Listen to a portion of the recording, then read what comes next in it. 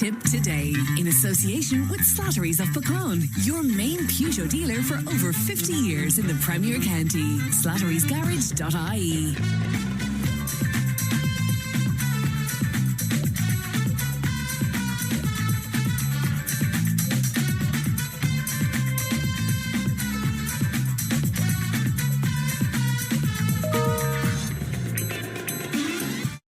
Good morning and welcome to Tipp Today on this fine Tuesday morning. It's Donald Doyle here in for Fran for another day, but don't worry, Fran will be back tomorrow.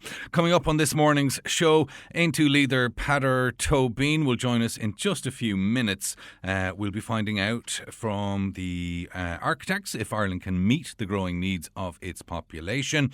Later on, we will be speaking to the president of the Royal Institute of the Architects of Ireland to tease this issue out.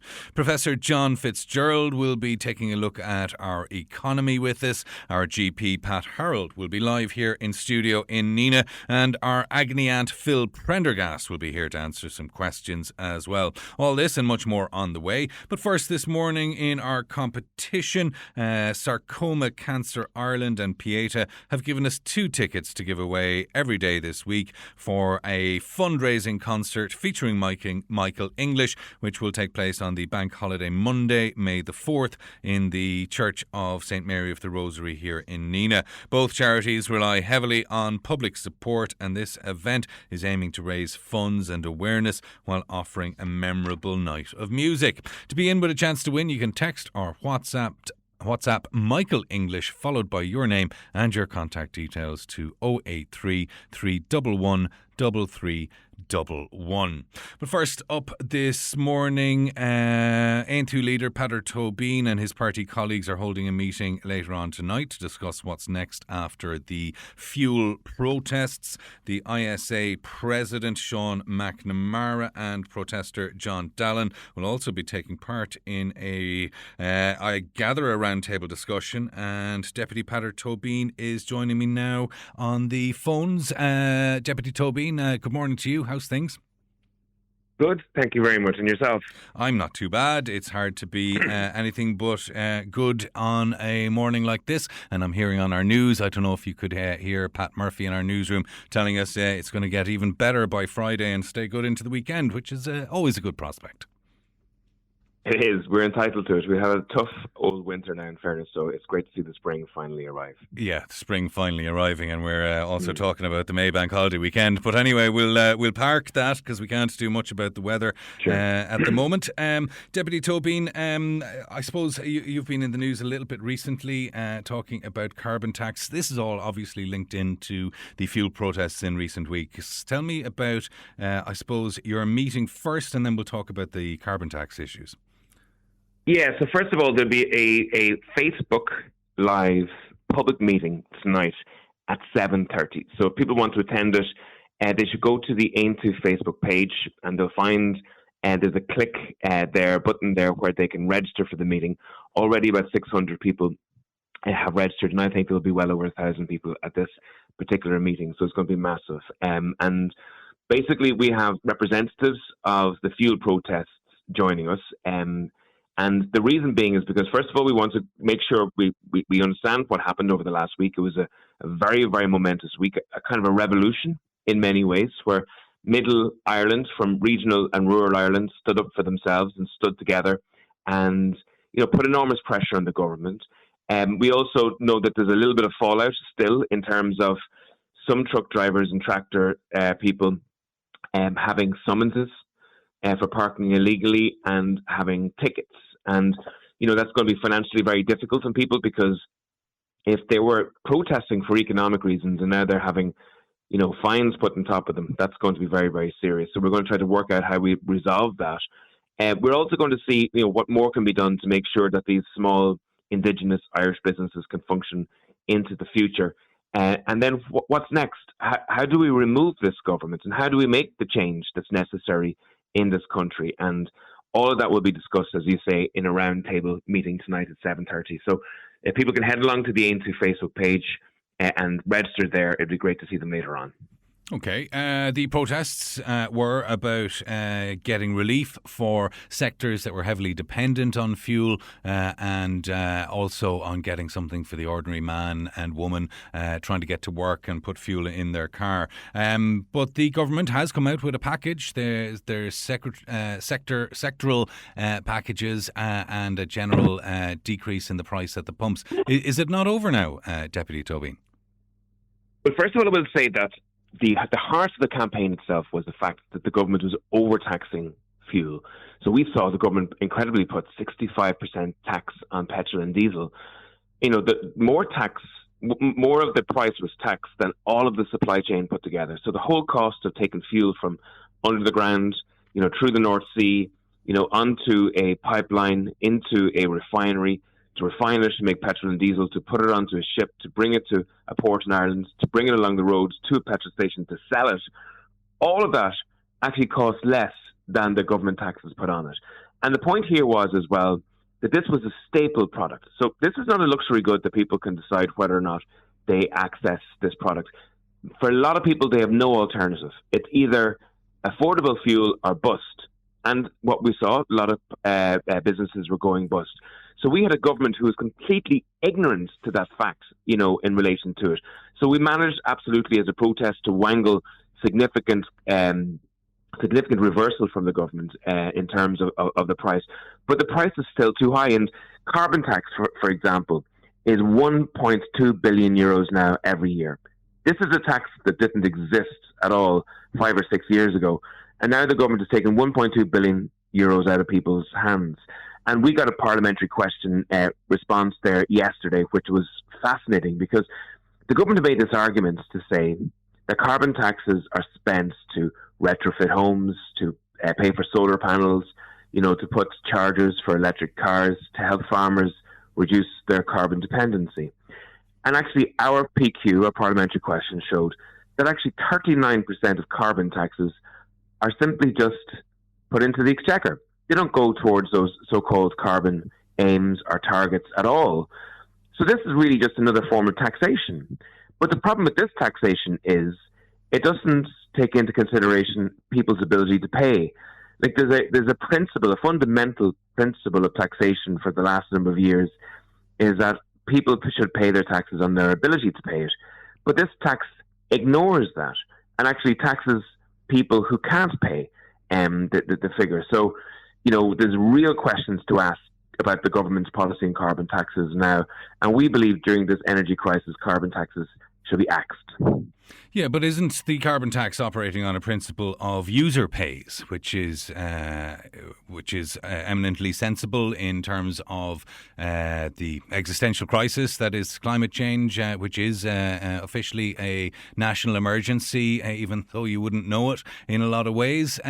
Where I don't know, did any of the information in your parliamentary question did it indicate where in the general taxation it was going, or have we any indication of that? Yeah, so first of all, that a 17% of the carbon tax was going into social welfare payments. Now, these are not necessarily, let's say, heat-related social welfare payments, but just general social welfare payments. And but 19% it could be of the carbon tax, the fuel supports and different... not necessarily for the fuel support. So most of it was going into just general social welfare payments, not fuel supports.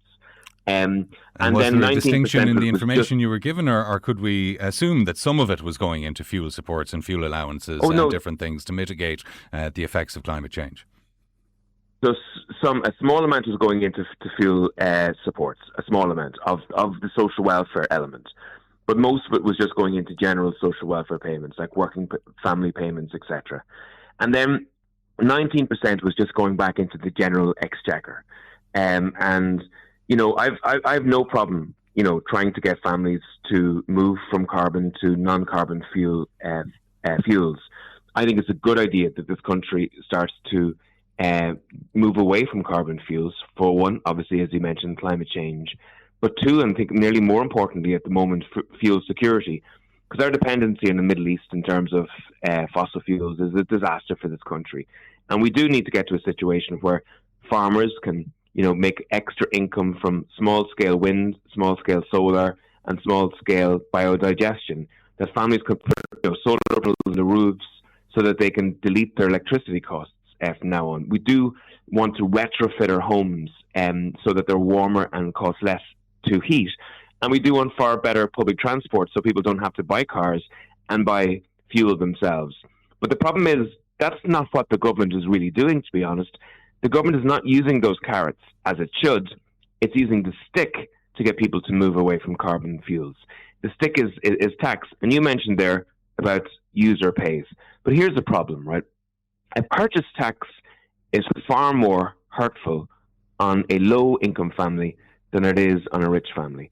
So if you're a family on a wage of 30,000 euros and you're running a car, you're going to pay roughly the same carbon tax on petrol and diesel as you are if you're a family on 200,000 euros and you're running a car. And so that's, purchase taxation hits low and middle income families the most. And in terms of this, there's a new squeezed middle in this country. So when you rise in income to a certain level in Ireland, you fall off a welfare cliff. Very quickly, you have no supports at all. And the government considers a chunk of middle income Ireland to be too rich for social welfare supports, but they're actually still too poor to be able to buy fuel for themselves. And I know of elderly people, for example. One carer came to my office and said she walked into a house recently and an elderly gentleman was sitting in front of an oven to keep warm. No oil left and not enough money to pay for sticks in the house. So we have this kind of really strange situation where there are older people on pensions, but maybe they have a daughter or somebody living in the house with them, so they don't actually qualify for fuel allowance. They don't qualify for the necessary insulation in their homes as well. There's a squeeze middle that are hurting at the moment, and that's where the government are blind on this. We would love to see an increase in public transport, but believe it or not, in 2026, there has been no increase in capacity in public transport in Ireland.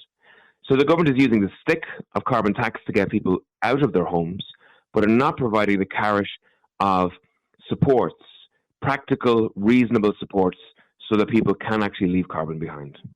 Okay, I think we could both agree that the government isn't doing enough to move us away from fossil fuels because, as you pointed out, the current events, let's say, in the Middle East have proven that we're absolutely at the mercy of fuel shocks, which will continue. They're not exceptional events. They come around like storms, and something's going to happen at some point that's going to restrict supply and affect prices, and it's going to keep happening until we actually run out of fossil fuels and gas in particular, which is the main one in Ireland. But even by your figures, almost 2/3 of all that carbon tax money is going into measures that should mitigate against our exposure. Is that not welcome and needed? It is welcome to a certain extent, but I would say that the government also took in 10 billion euros in surplus taxes last year, and they squirreled that 10 billion euros away in a rainy day fund. And this year, the government would squirrel away 8.7 billion euros in extra taxes and do the same. So in other words, we don't need that carbon tax income to make the necessary capital infrastructural investments that are necessary to reduce carbon and to protect our energy supply. We could simply use the corporation taxes that are coming in for that purpose. Now, corporation taxes are one-off taxes, and they're taxes that you can't be sure that will always happen in the future. So they shouldn't be built into what's called current spending. That's spending that goes on, spending on an annual basis, like wages and salaries for teachers and doctors and nurses. But carbon taxes are ideal for capital expenditure. They're one-off expenditures that don't have to be repeated. And the likes of, deep retrofitting homes, the likes of infrastructural development on our grid to allow for more renewable energy, and the likes of solar panels and what have you, they're ideal for that. So it's not the case that we're dependent on the carbon tax income for those investments, but carbon tax is currently hitting. And don't get me wrong, other countries have forms of carbon taxes. Like in Britain, they have what's called a carbon floor, that they don't let the price go below. And over maybe 15 or 20 years, it's gently nudged up to encourage people to move away from carbon fuels. But that means that they don't have the massive spikes in prices that we have, because we put the carbon on top, completely ignorant of what market prices are going to be. And remember, the other element of carbon taxes is to incentivize people to, because of the price, to move away. To encourage but the the move market price towards is more already sustainable reached fuels. such a high level that is, that people who can move away from carbon fuels are already doing it. They don't need carbon taxes to try and persuade them to move away from carbon. Should we be trying to find some other way, reversing this, and instead of the user pays, we should get the producer to pay? No, I suppose the obvious flaw in that is eventually the cost will be passed down to the user. Well, it is interesting, right? So Saudi Arabia exports oil, okay? Now, the carbon is measured in the country that consumes the oil, okay, which is Ireland. We export beef, right? But the emissions are measured in the country that produces the beef here in Ireland. Yes, that's again, paradoxical, isn't you're it? actually you're correct. Actually, for both, it should be measured where it's consumed. In my view, but it just obviously doesn't make sense. And here's the crazy thing: we have this situation where Ireland's beef is some of the most environmentally friendly in the world. The beef produced in the likes of Brazil and Argentina, and even in other countries, has far higher emissions per kilogram than Irish beef. And yet this government is embarking really on a plan to reduce the exports and the production of beef in Ireland. And what that means is not that beef consumption goes down, it just means Irish beef, which is better for the environment, is substituted with foreign beef, which is worse for the environment. So there's a really confused approach to this. And the other element too is that there's massive corporations who are guzzling fuel and energy at the moment. So look at three sectors currently. You have the data centers, which now make up about 25% of the energy intake in this country. And then you have the government voting for Mercosur, which talks about bringing in beef from Argentina and Brazil. And then you have the Irish consumer. So the government says we must we must accept Mercosur because Mercosur is good for the economy. We must accept data centers are good for the economy. Both are really bad for the environment, but that's just something we must accept. However, when it comes to the Irish citizen, we can't accept any elements that's potentially dangerous for the environment. The Irish customer, the Irish citizen, has to suffer. And, that's a confused message. Both messages can't be correct. Either data centers are bad for the environment, or the Irish citizen is not having a negative impact on the environment.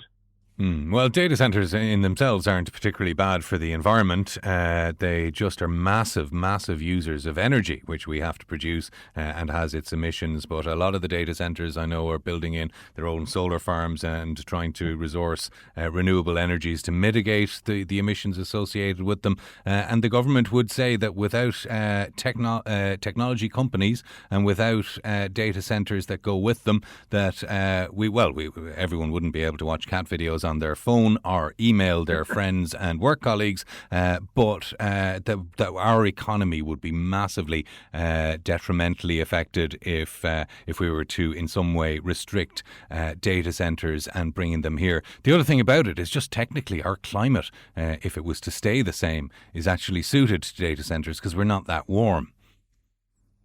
Yeah, so you mentioned cat videos, and that's like a really important issue. So we have on one level an elderly gentleman, a pensioner, sitting in front of an oven to try and keep warm, and he's told he has to pay extra taxes on his fuel consumption.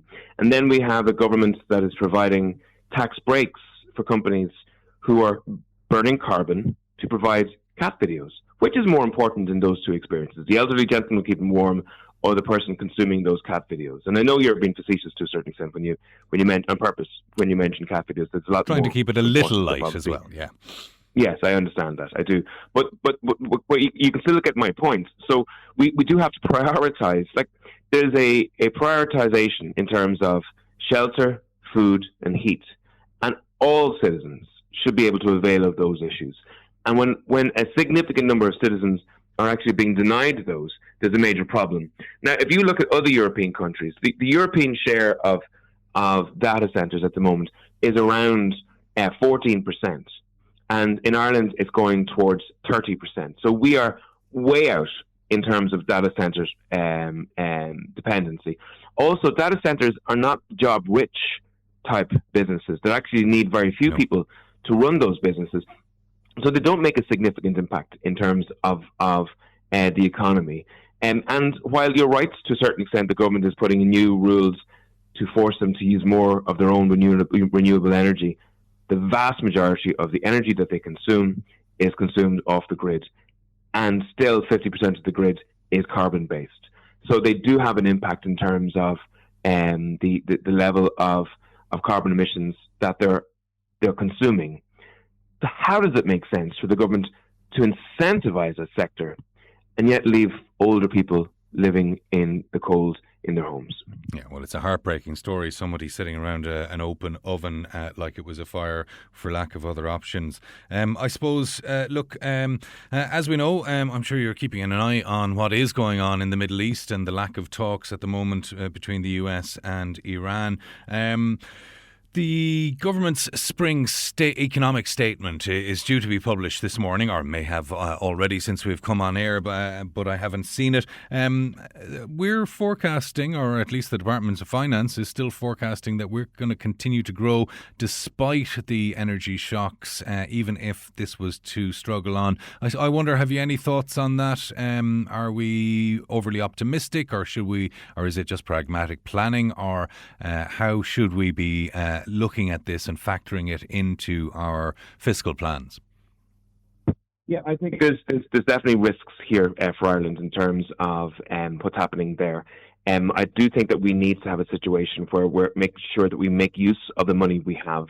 We have a responsibility for serious investments now in our infrastructure. I think never before had a country so much money but so little to show for it. And we can see that we still don't have a National Children's Hospital. We still don't have proper supply of water.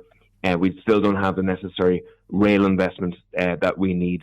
The country really needs to focus now on infrastructural investments to make sure that people can live in the communities from where they're from, and that businesses can do the business that they need to be able to support their families. That's really, really important.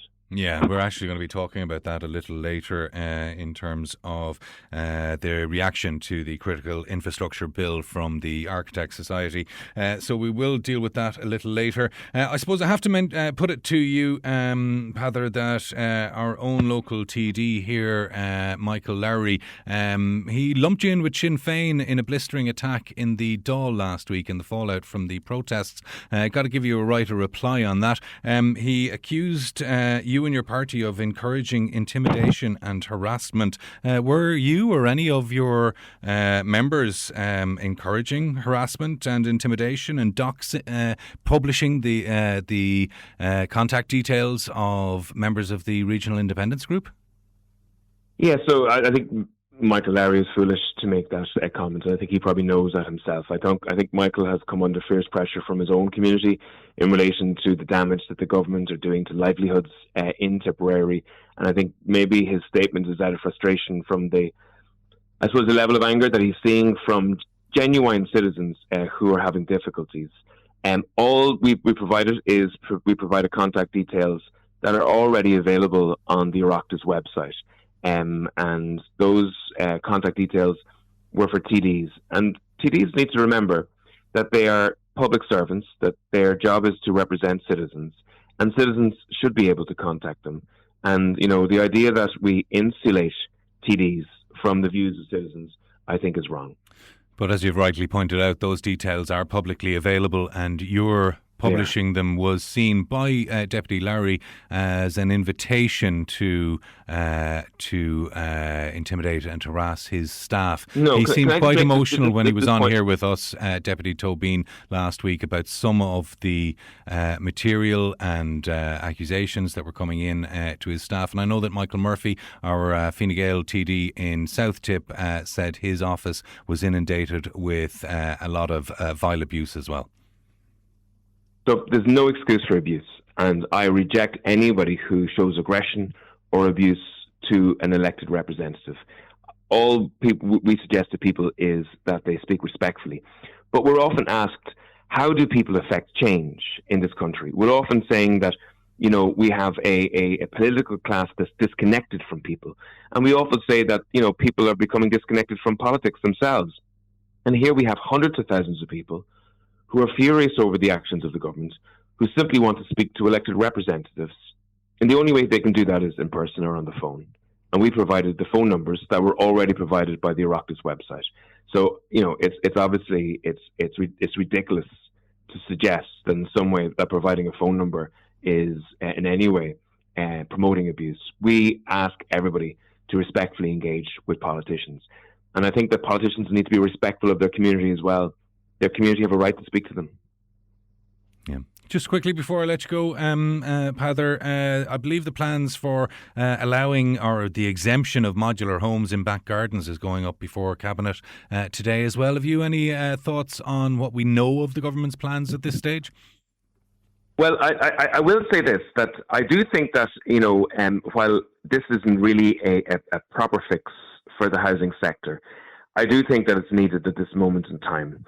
I do think that every step needs to be taken to make sure that we provide enough accommodation. There's 17,000 people who are currently homeless in Ireland. And while I would obviously, and we will work towards the building of 50,000 homes a year, right now, and for the last 10 years, the government have been incapable of doing that. And as a result, any form of alleviation that we can provide is necessary. I know for children who are growing up in these homeless hubs, and some of their developmental stages are, slowing down, in terms of walking or crawling, because there isn't enough space in those hotel rooms that they're in.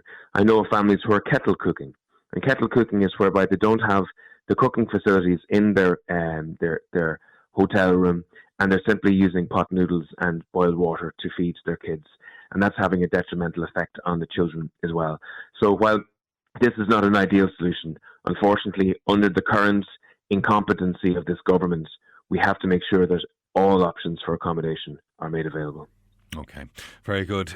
Deputy Peadar Toibin, thank you very much for joining us this morning. Thanks for your time, and I'm sure we'll talk to you again. Now, folks, we will be back shortly after Brisha Biog, talking about how the current crises in terms of housing and energy are affecting women's rights. Tipp FM's Tip Today. With Slattery's Garage, Puck On. Main Peugeot dealers in the Premier County. And now stocking the full range of the luxury French car brand DS Automobiles. Book your test drive today with Slattery's Garage, Puck On. See slatterysgarage.ie. Tip Today, in association with Slattery's of Pecan, your main Peugeot dealer for over 50 years in the Premier County. slatterysgarage.ie.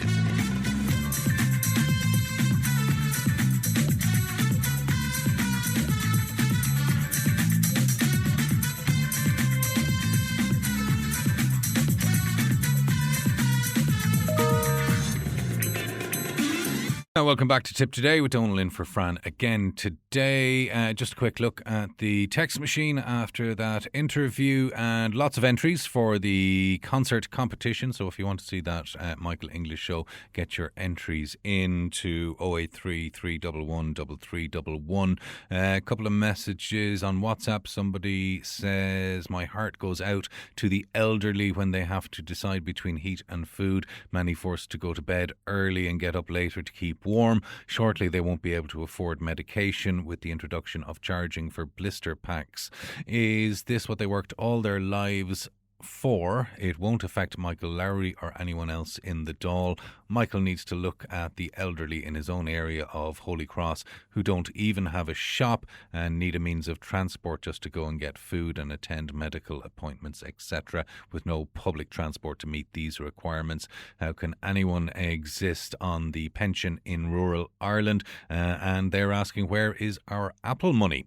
A couple of other messages in as well. If I'm in my 80s, says one caller, and my daughter is living with me. We understood we would be eligible for the fuel allowance, but they applied and gave all the details and were refused. He is saying to try it based on my daughter's gross pay, not her take-home pay after tax. That's Matty in Tipp who's asking if this is fair. Now, we had another one saying the family carers are being pushed to the brink. Many can't afford to turn on the heat or electricity, and even buying groceries is becoming impossible. Most of us do not qualify for the fuel allowance, and the government has placed us below the poverty line just for trying to be a carer 24/7. That's from Barbara. We have another caller who, or a texter I should say, who was, I believe, onto us yesterday asking for a Elon Musk style Doge Department of Government Efficiency to set up. They're now saying that if the government refuses to set it up, it should be set up independent from government and funded similar to charities. And they're saying that they bet that the public will gladly donate to it. I'm not sure that your timing is great for that one, with people pushed to the pin of their collars. And another one, TDs and ministers need a bit of respect. What about us, Joe Soaps? And I'm not saying they're not respecting us in the Dáil. I think he's saying it should be a two-way thing.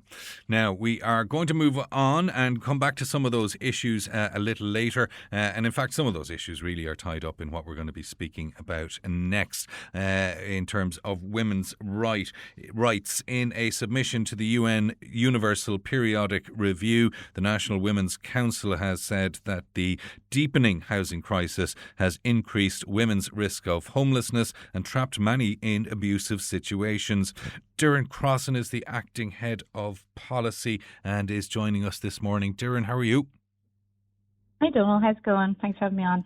No bother at all, Doireann. Thanks for giving us your time. I suppose, look, this actually isn't new, but the crises that are worsening, and I'm going to lump in the fuel crisis, even though it wasn't specifically what your contribution there was focusing on, but actually the issues that you were raising is that women's fundamental rights are being affected by ongoing issues we have in our society. Can you set out for your stall for us a little bit and explain how that's happening?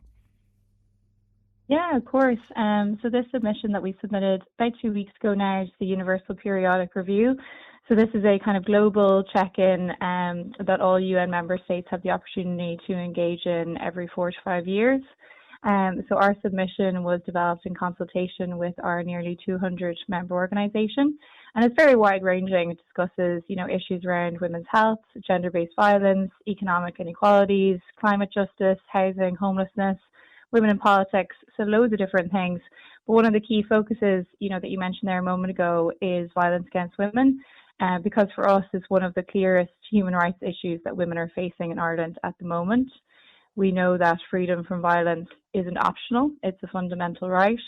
And Ireland has many very clear obligations to prevent violence, to protect victims, and also to prosecute perpetrators as well. So one of the things we focused on in our submission was this kind of interaction that we're seeing more and more between violence against women, but also the housing crisis that is very real in Ireland at the moment. So we know that women can't access refuge spaces, for example, and in many cases they are forced to actually stay in very unsafe situations because there's essentially nowhere else for them to go. There's an absence of housing, and that is a real failure of the state to uphold their rights. So that's kind of one of the key focuses, that kind of deepening housing crisis and how it has increased women's risk of homelessness and trapped many of them in abusive situations. Yeah, and this happens in ordinary marriage breakup and other situations where people, even if they have means, they can't find somewhere else suitable to move to. But that risk and danger is much worse for somebody who's in an abusive situation that they're trying to get out of and have literally nowhere to go. Absolutely, yes, and we're seeing it across, the broad spectrum of housing and, residential entitlements in Ireland, whether someone's in social housing and maybe their tenancy is connected to their partner, or whether maybe they've come here on a visa and there's a sense that if they leave their partner, their visa might be impacted, if they're being sponsored. but also in private owned housing as well, in terms of actually being able to afford to leave their partner, what will happen with their mortgage payments, and then of course, the situation with children, where will they go? Will they have to move? So it really is something that we need more joined up thinking about in Irish policy, and that's something that we point to in our universal periodic submission, is kind of more collaboration between key departments, so the Department of Housing, for instance, and the Department of Justice, rather than seeing violence against women as a purely justice-orientated issue, but actually seeing it more holistically in terms of the various social issues that it's having an impact on. Yeah, and we've been talking a bit about how the fuel crisis is adversely affecting those at the poorer end of the economic scale adversely. And we know that women are more likely to be at risk of poverty as well. So the ongoing fuel crisis is also having an adverse effect there, Doireann. Absolutely, 100%. And, obviously all this situation in Iran only has kicked off in the past number of weeks, and we're already seeing the massive impact that it's having on women and families around the country. And it is actually something that we talk about in our submission, particularly under the climate justice session, in terms of actually moving away from our dependency on fossil fuels and actually investing into renewables, and also providing targeted measures to women, particularly, disabled women, lone parents, many of whom your listeners will be well aware, are often living in poverty and need specific supports during a cost of living crisis that is now obviously being much worsened by a fuel crisis as well. Yeah, I like the wording of your claim that Ireland is policy rich but implementation poor. The point you're making there is that there are things that we know we should be doing that we are not doing. I suppose what are the kind of the top 5 things that really need to be pushed forward? Yeah, absolutely. So this is something that comes out very strongly in the submission, is the fact that Ireland actually does have quite a lot of really good policies on paper. And I suppose the Universal Periodic Review is an interesting one because it's a peer review process. So essentially what will happen in November is Ireland will go to Geneva and will stand up against our countries and our neighbours across the world, and they'll be asked questions about, okay, so you have this policy, what is actually the impact? I think that's really important because it's not us marking our own homework. We really get examined and get compared to other countries. And I suppose in our context, we've seen, even since Ireland's last review in 2021, we've had an emergence of a lot of new policies. We have disability strategies, LGBTQ strategies, a new national strategy for women and girls, loads of different strategies on health and violence against women. But I suppose the important thing is ensuring that they're actually resourced, that there's funding and capacity behind them to actually ensure that they're being implemented as well. One of the good examples that we pull out in our submission is around women's health, because the example there is the Women's Health Action Plan that listeners will be aware of, things like the free contraception scheme, postnatal hubs, menopause clinics. That's an example of a plan that actually got a lot of funding and a lot of resourcing behind it, whereas there's many examples of other action plans, other strategies that were written and I'm sure had good intentions, very ambitious, but ultimately, nothing has really moved forward in them. So there's some of the things that we pull out in our submission around, childcare, the inequalities there, the lack of women in politics, economic inequalities in terms of, the pension gap in Ireland. So there's lots of examples of areas we could be doing better on if there was more investment and will. Okay, Doireann, thank you very much for your time. We are going to be discussing the housing issues just in a few moments as well with the president of the RIAI, the Architects Organisation. So Doireann Crossan, Acting Head of Policy with the National Women's Council. Thank you very much for joining us this morning. Tipp FM's Tipp Today. With Slattery's Garage, Puck On. Main Peugeot dealers in the Premier County. And now stocking the full range of the luxury French car brand DS Automobiles. Book your test drive today with Slattery's Garage, Puck On. See slatterysgarage.ie. Tipp Today, in association with Slattery's of Puckon, your main Peugeot dealer for over 50 years in the Premier County. slatterysgarage.ie.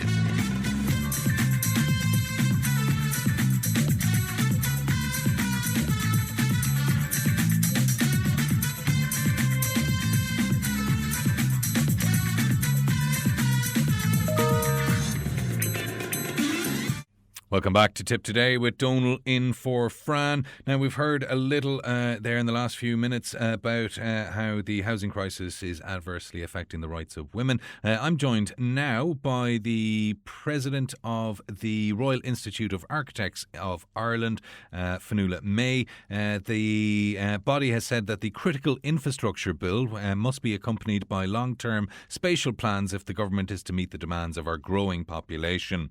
It's warning that unless infrastructure is planned in a more comprehensive, long-term integrated manner, only the most urgent gaps will ever be dealt with, and Ireland will never get out of emergency mode when it comes to housing, electricity and water infrastructure. President of the organisation, Fionnuala May, is joining us now. Good morning, Fionnuala. How are you?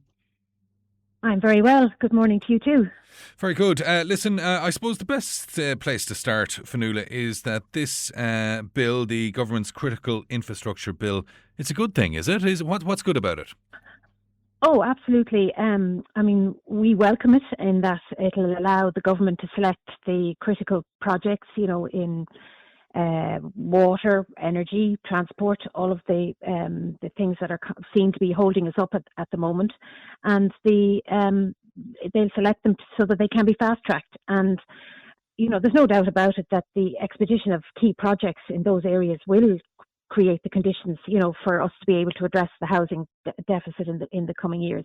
Because I know in my own work, there are huge deficits in energy and water, which have the potential to seriously hold up our housing programmes.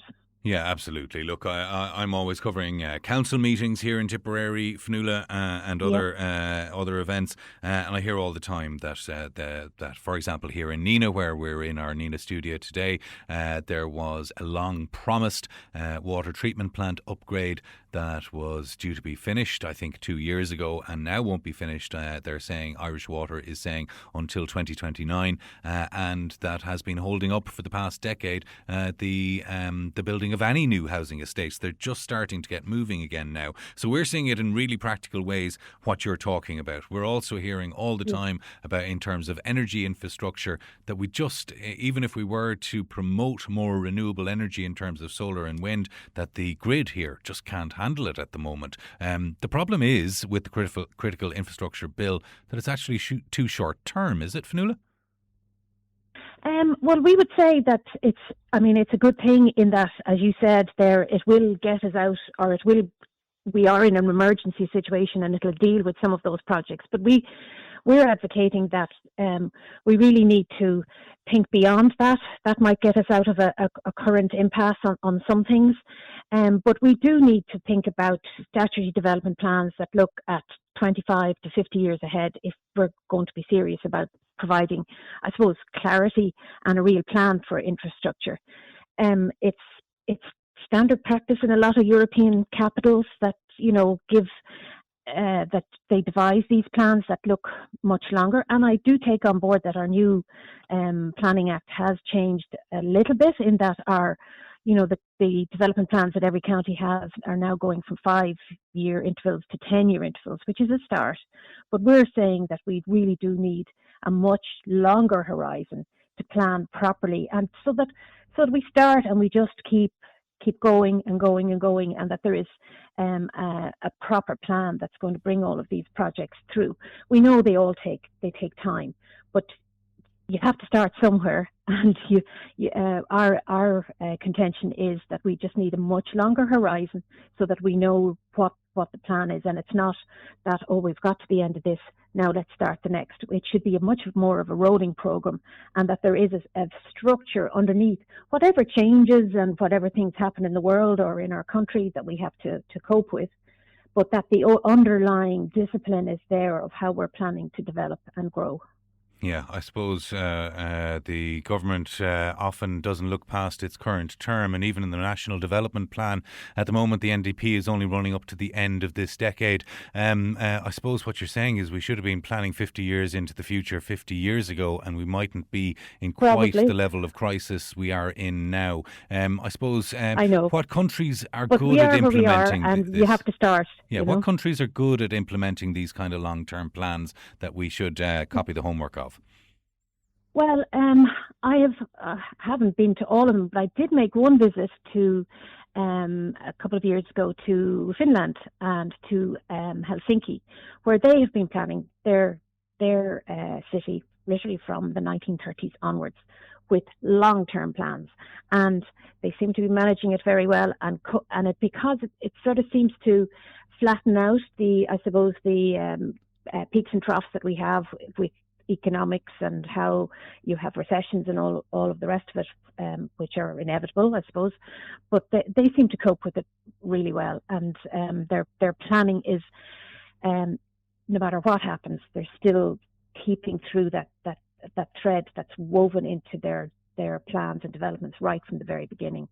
So I think it can be done. We'll still have to cope with what arrives at any particular time. Look, there's always events, dear boy, as they say, Fionnuala. But what can the Royal Institute of Architects do to help us in this regard? Well, we of course see architects as having a role in this. We see ourselves as problem solvers, and we do, not in every project, but we are involved in certain infrastructure projects, and we believe that design quality, which is what we're involved with, and the role of architects will help deliver, well-built, cost-effective and long-lasting public infrastructure. We're involved not so much, I suppose, in the engineering projects, but we are involved in as a profession in some of them. I would cite there was a vital piece of infrastructure provided for Arklow and Wicklow for the water services there, and that was designed along with the engineering profession by Clancy Moore, an Irish architectural practice, and it was a beautiful piece of civic architecture and a new landmark. So, we believe that we have a role to play in that. There are architects involved in, God save us, our Metrolink here in Dublin, and albeit an English practice, but architects nonetheless, working with architects in Ireland to provide design quality for that. And we think that that's integral to a good project. And it's evidenced in the past, like we all laud how beautiful and wonderful Ardna Crusha was at the time, just over the border from yourselves there in County Clare, and even the Poolbeg chimneys here in Dublin are an icon, have become a state icon, and have had a design quality to them from the beginning. So we would say that the addition of design and design thought at the beginning of a project is critical to it achieving, the best long-term value. And those projects are just demonstrate that 100 years later, they're still wonderful projects. So that's where we see our role. Also, okay. I think the role in architects is for advocating for projects as well, in that, these big projects, the best ones are the ones that have the best consultation and the best engagement with stakeholders at the beginning. And I think architects are very good at the stepping people through the process and helping them with the problem solving at that stage, because I think that's what makes a really good project, is that if you in the procurement of projects, that that we start on it early. Yeah, and we know what we're doing, and we get along with the plan. Yeah, look, Fionnuala, I'm under pressure to go to news, so thank you very much for joining us this morning. Fionnuala May there, the president of the RIAI. Tipp FM's Tip Today. With Slattery's Garage, Puck On. Main Peugeot dealers in the Premier County. And now stocking the full range of the luxury French car brand DS Automobiles. Book your test drive today with Slattery's Garage, Puck On. See slatterysgarage.ie. Tip Today, in association with Slattery's of Puckon, your main Peugeot dealer for over 50 years in the Premier County. slatterysgarage.ie.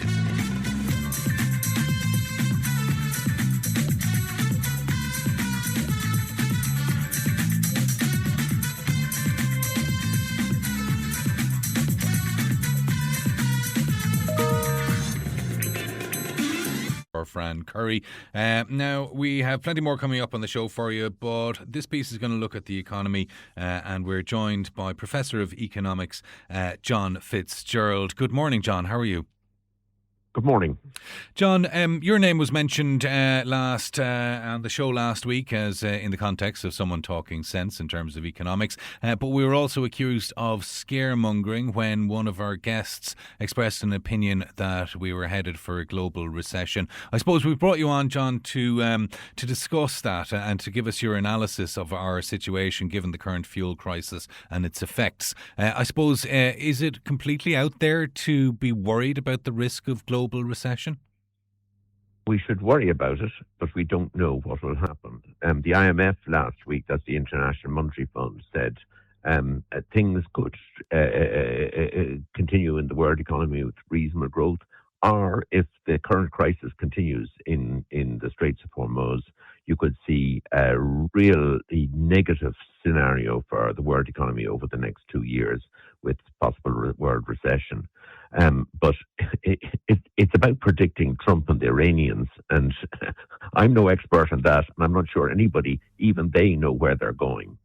Yeah, well, Trump has famously said that even he doesn't know where he's going to go next, so it's impossible for any of the rest of us to predict it. It is extremely volatile, though, so that is the worry, and whatever does happen will have massive repercussions, I guess. The government's spring economic statement, though, is would I be fair to say that it's quite optimistic in that it's predicting ongoing growth, if at a slower rate, for Ireland.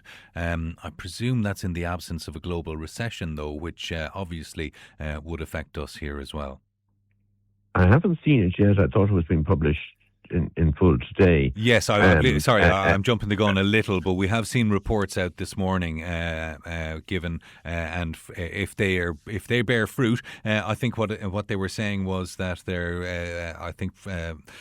news junkies like myself will be familiar with the scenario situation where they give three scenarios, a sort of a moderate and a worst case scenario and a good scenario. I think they're going with baseline, moderate and baseline, adverse and extreme in this case. But even in the extreme case, it's believed that they will still be predicting growth at a small scale. Well, I think that if I have to see what their extreme says, but if the current crisis continues and oil supply worldwide is down 20%, that will have a very big further increase in prices. In the 1970s, what happened was energy demand fell ultimately by 15%, but prices went up 500%. What the government cannot know what's going to happen, but they need to prepare for a possible worst case scenario where Trump continues his behaviour, causing a world recession. And in the case of a recession, you could see the government losing. They might need $1 billion or $2 billion for a substantial increase in unemployment over the coming 18 months. They would need, because there's going to be undoubted inflation, there could be much more inflation. Social welfare payments, they'll need $1 billion or more to cover that. Like, there could be a hit of billions for the government. And if energy prices double, which is quite possible, that means a hit to the people of Ireland of $7.5 billion. So that's 10 times what they've spent so far on, I think, poorly targeted packages. And there's no way the government can protect the people of Ireland from that kind of hit. What they can and should do is save their firepower to protect those on low incomes who may have a real problem heating themselves next winter if this current crisis continues. Yeah, look, okay, that seems sensible. I was wondering, though, if you could go into a bit more detail with us over the recent fuel protests, Professor Fitzgerald, in terms of what the protesters were initially looking for in terms of capping fuel prices well, I suppose that was the main call initially on the Tuesday when they came out. Are there mechanisms for a government to do something like that, and how big a hit would that be for us economically? the government can't afford to protect the bulk of people. And you're talking about small businesses. This is like not a single protester talked about the possibility there could be people on low incomes going cold next winter. That's the priority.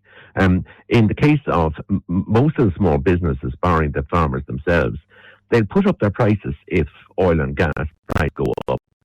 The government aren't going to be able to do that if there's a world recession and if prices double.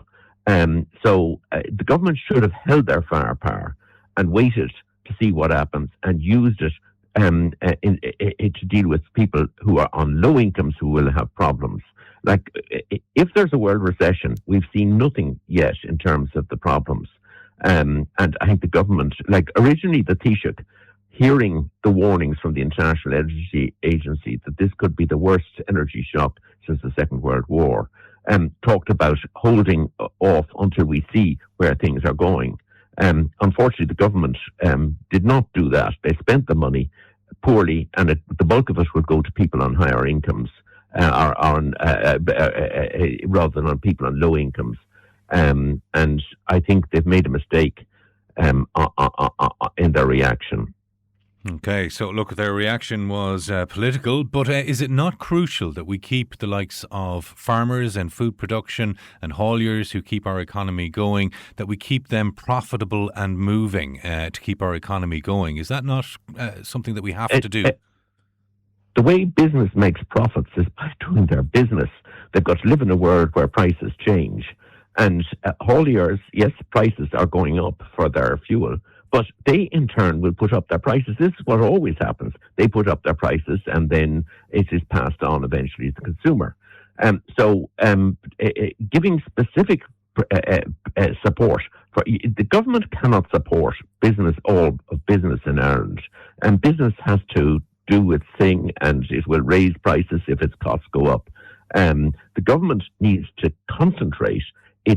And it will have limited resources if there's a recession. It needs to concentrate those resources on the people who will have real problems, while business will look after itself.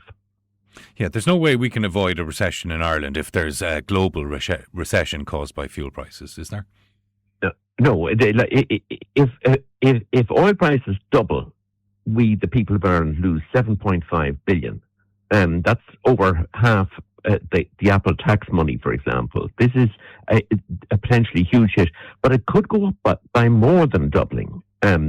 What's happening at the moment is the oil price, it went up to $120 a barrel. It's down below 100 because the financial markets think Trump will sort it all out. I don't have quite the same faith, but we'll see. But if there are tankers with oil wandering around the world, which are escaped the Straits of Hormuz, and they're being redirected because people in Asia are desperate for fuel and they're paying way over the $100 a barrel for the tankers to turn around and go to Asia. That Asia faces a critical short-term problem because most of their oil and gas came through the Straits of Hormuz. In our case, the oil has come from North America, much less from the Straits of Hormuz, and like Irish gas comes through a pipeline from Norway. So in the short term, we're less affected, but the rest of the world is really in trouble, and we'll see the impact of that. Yeah, I did see a prediction last week. I think it was that if crude oil went to $200 a barrel, that we would see prices at the pumps of €4 a litre. Yeah, quite possible. If there is a recession, if this problem is not sorted in the next few months. Okay, so the crucial thing, I guess, is that Donald Trump and Israel and Iran come to some sort of agreement and end the immediate problem. I know the EU Energy Commissioner was warning that even if it was sorted, say tomorrow or this week, that there would be long-term impacts on particularly gas production in the Middle East, which would have a massive impact here because we're dependent on gas and the prices globally would be going up. Is that accurate?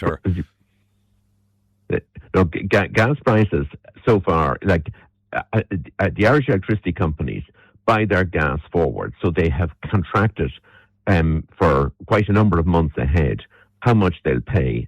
So they're paying a much lower price. But if this isn't sorted before those contracts run out, then electricity companies will be paying dramatically more for gas, and we'll see it in electricity prices. So if it's sorted reasonably rapidly and the gas price comes down when they redo their contracts, we won't suffer too much. But if it's not sorted before then, gas prices will go up and electricity prices will go up accordingly. Okay, Simon Harris is being quoted as saying he wants to keep his powder dry, kind of along the lines of what you were talking about earlier, Professor Fitzgerald, in terms of having the resources available next winter to do something to help people.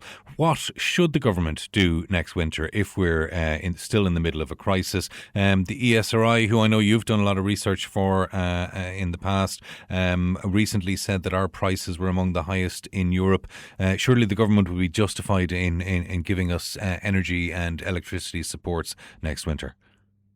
No. General supports, the government is going to, in case of a crisis, the government are going to be really short of money and they need to target it. So giving money to everybody who will then end up having to pay higher taxes in the long run to pay that money doesn't make sense. You need to target it. There are people on low incomes who will have problems. So the energy credits going to people like me in the past, they make no sense. If the prices are high, we the people have earned are worse off, and the government can't change that situation. But what they can do is make better use of their resources. And is there any justification to an argument that we need to keep people a little happy, to keep them spending, to keep the economy going, and that's better for us overall? Or is it just adding to inflationary pressures? The government needs to tell the people the truth. And if we're facing a crisis, they need to say we're facing a crisis. Sorry, we're all in this together. We're all going to be worse off. And some people who really can't take it on low incomes, we need to look after. We can provide some help to them, but for the rest of us, we're just going to have to suffer a loss of income. Like if oil prices double over the coming year, 7.5 billion, that's 3%. Everybody in Ireland would be worse off by 3 percentage points because of that. And the government can't stop that. The people who will be making the money will be oil companies located in the US predominantly. They'll do well. But the rest of us, the government can't stop that situation. If we're worse off, we're worse off. But if it gets to the point where we can't actually afford the cost of putting diesel in the car to go to work, because here in Tipperary, as you well know, I could be driving from one end of Tipperary to another in terms of my job on a regular basis. It's a big county that requires a lot of fuel. If people can't afford, how can we keep the country and the economy going if we can't afford to get to work? Have you bought a car in the last 4 years? No, I have not. All right. Well, then you didn't have the option. But anybody who's changed cars in the last 4 years, they should have bought an EV. If you didn't buy an EV, you took the risk of oil prices going up, and you're going to suffer as a result. The government can't make up for the mistakes of people not buying EVs who could have afforded to buy the EVs. EVs were the cheap option for you in the last 4 years, and people decided not to do that. They went for diesel. Okay, well, I'd love to have an EV if I could afford it, but I decided to keep my car. But they are the cheap option. Yeah, I'll certainly be looking at it in the future when I do get around to replacing my car. I suppose the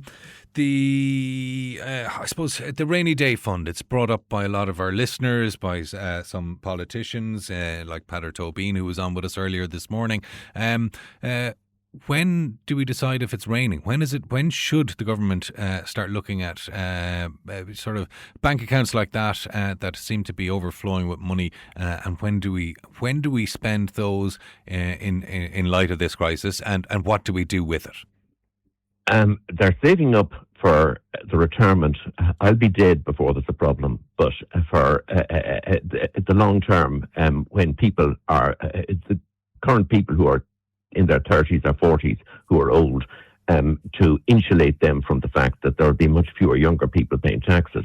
That's the purpose. However, the fund is there if there is a world recession, if the government find they're down 5 billion or more, instead of raising taxes as we had to do in the financial crisis, the government have that cushion that they will be able to borrow to pay the unemployed, to raise social welfare payments to protect people from rising prices. But they could end up needing 5 billion or more if there is a recession. And that money, with the fall in tax revenue, which will happen in a recession, but they can afford to borrow. So the rainy day fund is there if it is pouring, and they will use it. But it's not there to deal with the current situation where their prices are up a bit, but we're not facing a crisis situation yet. Okay, so our current crisis, as bad as it seems and as bad as it could get, it's not what the rainy day fund was designed for, no? No, but the rainy day fund is there if things get desperate. And it is possible that if the Straits of Hormuz don't open, that next winter things will be pretty desperate and the government may end up borrowing from the rainy day fund to, as I said, protect those on low incomes, to pay the unemployed their social welfare payments. And what about funds like the Apple tax money that is long been a bone of contention for a lot of people? That why am I suffering when the government has all this Apple tax money? Could they not just give it to me? Is there? What should we be doing? Should we be trying to get away from our fossil fuel dependency? Because I suppose there's nothing surer than time will run around. Even if we get over this crisis, there will be another one down the line. The answer is to decarbonise Ireland. If you don't need fossil fuels, then you won't be affected by this kind of crisis. We have actually significantly reduced the amount of oil and gas we use in our economy compared to the 1970s. In the 1970s, when the oil price shock happened, there was an even more dramatic hit to the economy in 1974. This time, even if oil prices double, it will have less of an impact. In 15 years' time, if we have got rid of fossil fuel cars, if we have decarbonized electricity, then you can have an oil price crisis and it won't affect us. So long term, that's the solution. And actually what happened after the oil price in the 70s was a lot of countries like Germany, France, invested in nuclear. So they would not be. And France has lower electricity prices today and is less affected by this crisis than many other economies because they learned from this 1970s crisis. We need to learn from this and buy EVs and decarbonize electricity. Should we not just put a solar panel on every roof or something just to reduce our dependence? Could the government not fund something like that? Would that not be a sort of a once-off payment that would be sort of smart with some of our surpluses at the moment? And they do. Like there's a very significant subsidy. I've got solar panels put on my roof last summer, and they're currently working away, and I'm actually producing more electricity than I'm consuming, even though I'm using electricity to talk to you. So yes, they're there, and it's worth households while looking at installing them. There's a very significant subsidy, and it'll probably save you money over a period of years. Okay, what's your view on the carbon tax, actually? Because the Aontú leader, Peadar Toibin, was on with us this morning. He was highlighting the fact that, contrary to government claims, that not all of it is being ring-fenced for the likes of solar panel grants and other retrofitting grants. He was giving out that some of it is being put into general taxation and into social welfare. What's wrong with the carbon tax, I suppose, at the moment? Nothing wrong with it. It's the right answer. And it is without the carbon tax, we would not have put as many solar panels on our houses. We would not have bought as many EVs. It has encouraged people to act sensibly, and now they're going to benefit from the fact, those who bought EVs, that they're not impacted. So the carbon tax is the way to go. And it was interesting that when the reasons for the carbon tax were explained in a citizens' assembly, 90%, when they heard the arguments, because it is complicated, 90% said, yeah, it's the way to go. So the government went that way. And it really makes a difference in pushing people to make the right change. And you benefit from that because you have changed your behaviour and you are less affected by the current oil price shock. And the money is being used. Like some of it may go on welfare, but it goes to protect people on low incomes who can't afford to pay for their heating. So the money is ring fenced, and the government in the budget, on budget day, they present full details of where the money goes from the carbon tax. And what about the assertion that the carbon tax, because a greater proportion of people on lower incomes of their income is spent on things like getting to work and using diesel and ultimately on carbon tax, that it's disproportionately a tax on the poor? Does that stand up? It does impact more on people on low incomes, and that is why a significant part of it is allocated to increase welfare benefits for those on low incomes. So actually people on low incomes are better off without the carbon tax and without the subsidy. They wouldn't be, they'd be worse off. So going back 40 years, when we first proposed a carbon tax in 1990, or 35 years in 1992, my then colleague Sue Scott estimated that you need to spend about a third of it on protecting people on low incomes. And that's what we do. Okay, so it is doing the job it was designed for, and it is protecting people, whether they think it is or not. Okay, a quick one before I let you go, Professor Fitzgerald. I hope you don't mind, but we've a question in from a caller, and it's about Bitcoin. Many young people seem to be picking up on Bitcoin and online trading. As a mother, she is worried that it's not economically viable, and I'm not sure this is related, but her son is talking about moving to Thailand to make it big, presumably in Bitcoin. Have you any advice there? Mad in general, Bitcoin? Yeah. Getting involved in that is dangerous. You could lose your shirt on it. Yeah, too volatile. Yeah. Okay, listen, thanks for answering that question. Professor John Fitzgerald, thank you very much for your time this morning, and hopefully speak to you again sometime. Right, thanks. Thank you. Bye. Tipp FM's Tip Today. With Slattery's Garage, Puck On. Main Peugeot dealers in the Premier County. And now stocking the full range of the luxury French car brand DS Automobiles. Book your test drive today with Slattery's Garage, Puck On. See slatterysgarage.ie. Tip Today, in association with Slattery's of Puckon, your main Peugeot dealer for over 50 years in the Premier County. slatterysgarage.ie.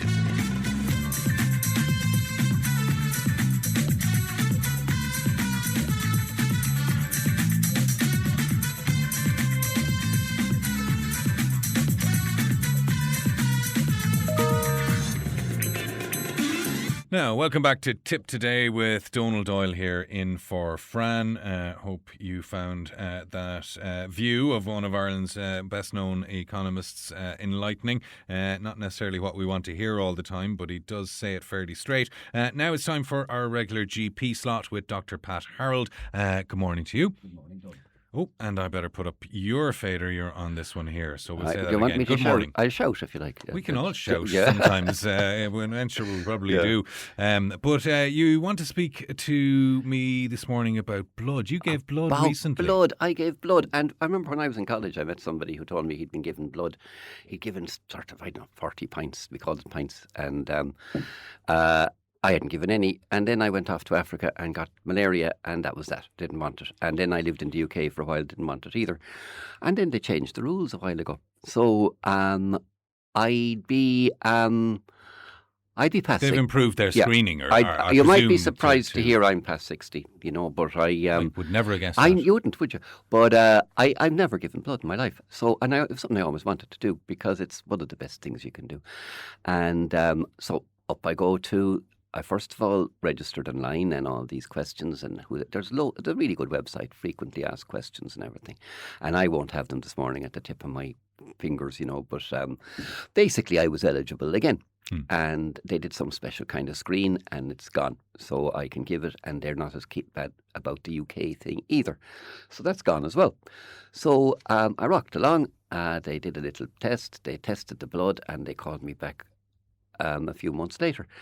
And the nice lady in the office told me that they were down to a day and a half supply of O positive blood in the whole country, which is like scary, Yeah. And because O positive is common, and a lot of people think, I'm O positive, that's common. But if you're common, that means you're a good donor. You're a good donor, because it's like if you're looking for a bit for a Volkswagen Golf, it's hardly easy enough. There's lots of O's, but there's also lots of Volkswagen Golfs breaking down. Yeah. So that's kind of the thing. So I'm O positive. So the first mistake I did was I didn't hydrate enough. You have to have a good meal. If you want to exercise, get it out of the way first.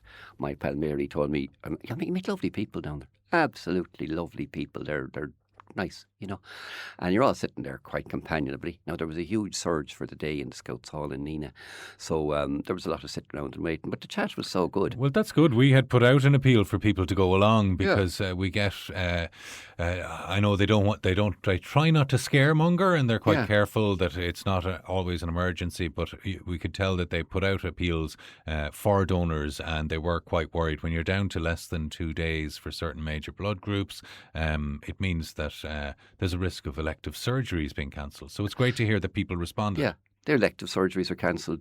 Johnny can't get his hip done, and that means, all this stuff. And so it was great. We were all sitting down having the chat and having tea and coffee and biscuits and chocolate and crisps and buns and you name it.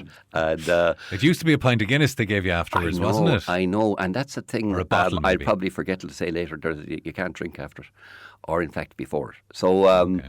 All right. Well, that changes that a little bit. That's a day on the dry, Yeah. So, so what you'd have spent the tea and the chocolate and the biscuits. But anyway, there was no great hardship waiting, and then they put you sitting down on a kind of a thing. You'd sort of be sitting by the pool abroad, Little lounger. A lounger, and the music was deadly. It was sort of rockin' hits of the 80s. It was sort of lots of Bon Jovi and Meatloaf and stuff like that. It was grand. And the sort of stuff I used to be listening to in the Scouts Hall when it was a dance hall. And then the guy who put the blood canyon in, I literally didn't feel it. He's got the gift of the painless jab. And I'm sure you do yourself. You don't have to. You don't. I actually do. But anyway, you don't see it. You're not sitting there watching your blood draining out of you. You're rigged up to this contraption, but you don't see it, because we all hate the sight of our own blood. If any kid is and a lot of people school, would be squeamish about that sort of thing. If anybody said, they say, you'd get the points for medicine, and they say, I hate the sight of blood, and that's that. I can tell you now, you get used to it as the years go by, but nobody likes the sight of their own blood. Yeah. And but you don't have to look at it at all. You don't see it. So you're sitting there on your phone or reading the paper or whatever you want to do, and it took 6 minutes. Which man said that was quick, but like 6 to 7, 8, something like that. Then they go, and more hydration, and then when you feel back to yourself. Now, I will confess to the good people of Tipperary, I went to something I had to go to, and the first thing put in my hand was a small glass of wine, so I dropped it back, and then a little while later I had a cup of coffee. I started feeling quite woozy, because I'd been trying to have low blood pressure at the best of times. Right. So there is a risk of being a bit lightheaded afterwards. So that was silly. So the alcohol and the coffee both sort of suck the blood pressure down and make it, so it's not a good idea. So just hydrate and you're grand. But I wouldn't have run a half marathon now. I wouldn't do that at the best of times. But, you wouldn't want to sort of exert yourself too. Well, but a lazy day doesn't do it. Now, I'm told by my pals who gave that, if you get a cough or a cold or something in the next month, you tell them. And after that, it's a miracle how they manage to keep it and and everything. And then you get a little note, say your blood was used in Temple Street Children's Hospital or such a thing. And so, That's a nice touch. more or less what it's used for. Yeah. And that keeps you in touch. It's not it keeps you close to what's actually happening, which is potentially saving a life. Well, yeah, no doubt about it. Because if you weren't there, that's it. And if you hadn't done it, and Donald, you and I are fine, hardy young fellas now, but there will come a time when we'll be lying in a bed and somebody will come along with a pint of blood and stick. Well, it's not a pint. It's 450 mils, actually, a unit. They're called a unit. Every unit. Blood, okay. If your hemoglobin is 14 and you donate a unit, it goes down to 13. If you get a unit, it goes up to 14. So it's be some way scientific about it. Yeah. And you get your unit or 2 units of blood. Somebody has donated that and given it, and it's just a great thing to do. And it's something you could consider because you might be eligible. Now, when you go in, you have to fill out this questionnaire, and I just kept thinking I must have had a really quiet life, because there's all this, they ask you questions like, that would make a Graham Norton blush, So, but at the same time, it's very professional and well done, Oh. Yeah, so a lot of those questions, I know they like you to generate your appointment online instead of just calling up cold if you're not a regular donor to these clinics. That's probably because you get a lot of the questions out of the way online first, do you? Yeah, I think so. And there is a kind of a form. It's very, very well coordinated. Lovely people. Now, do you want to know a bit about the types and all this sort of stuff? Yeah, no, absolutely. Okay. Like you, I don't know what my blood type is. Right. Well, I haven't been in that situation and haven't managed to get around to giving blood. My work hours can be a bit unsociable at times. Yeah. So go on, tell us a little bit. Excuses. You're after, now, what would John Fitzgerald say to that now? He'd say, you're... he'd tell me straight out that I was making excuses, Pat, a bit like you did. Yeah, I know. And, even if you think you have an excuse, you probably don't. Like the malaria, they're going, yeah, that's no problem. So I thought, so it's something you'd nearly look forward to doing again. Actually, the company was so good. Yeah. So anyway, there's 4 large types: A, B, AB, and 0. O, we call it. And you're one of those. And then there's a thing you can be A, B, B, O, and then there's a positive and a negative, and a positive thing called the rhesus factor. Now, about 15% of us are rhesus positive, but the odd person is rhesus negative. And I hope I've got this the long way around. It's a long, long time since I thought about it. But whichever one you are, if it's kind of... Technically, what is that? What's the difference? They're antibodies in the blood. Right. When your blood comes in, you don't want the blood of the person to see it, to think, this is an invader. It's a parasite, and attack it. So if you mismatch, as we used to call it, the transfusion, you get desperately ill. So you want, and what they do is they do cross match. So the match is a match. So if, and that's why negative blood is so, negative blood is very desirable. So it's so useful because the rest are all positive, so it can cross match with the others. It won't attack it. Yeah. It won't attack it. Right. Imagine it'll sort of plus on the blood cell, and it sees the negative. That's no problem. But if it's a negative and it sees the positive, it thinks, I'm going to fight this. Right. So when you're watching any sort of a drama, medical drama, anybody comes in, gunshot wound, get 2 units of O negative, because that's the universal donor. Yeah, and that will work for everybody. To everybody. That's why that's so valuable. And some people are more, have sort of, they're the main categories, but there's other ones. Some people are rare blood donors, and you might find that you've got, I believe people of African heritage are very scattered sort of blood things. We're in a bit of an evolutionary cul-de-sac, so it's not too difficult, but you could have a very strange, so you might be called in to give blood to somebody who needs it. There might be a child in trouble or somebody in labour or something. And a specific donor would be identified who'd nearly have to be on call, or if they're available. I presume they'd have a list. Available, yeah. So there you go. That's really interesting. Yeah. And that doesn't happen so much here in Ireland at the moment, no? Sure, the population's getting bigger all the time. And they do need more blood donors. Yeah. And a lot of people think, you're anemic. Do you know what you said about the pint of Guinness, though? That was interesting. I remember we had a biochemistry teacher way back, and he says, yes, he says there is iron in stout. I won't use brand names. He says, and there is a certain amount of iron, yes, but to get the daily required amount, you'd have to drink 27 pints a day every day. No bother, I'm on for it. So that's not a great... it's not a great way of putting it back. The doctor who prescribed a bottle of stout to my grandmother after having a child one time, and she continued to drink a bottle of stout every morning while making brown bread for the rest of her life. So was he in error? Because he was the best doctor my grandmother ever encounters, I'd say. I'd say she was happy with him, though. She was quite happy with him, yeah. Yeah. It started a long-standing tradition that stood the test of time in her house. You all have a jar in the morning.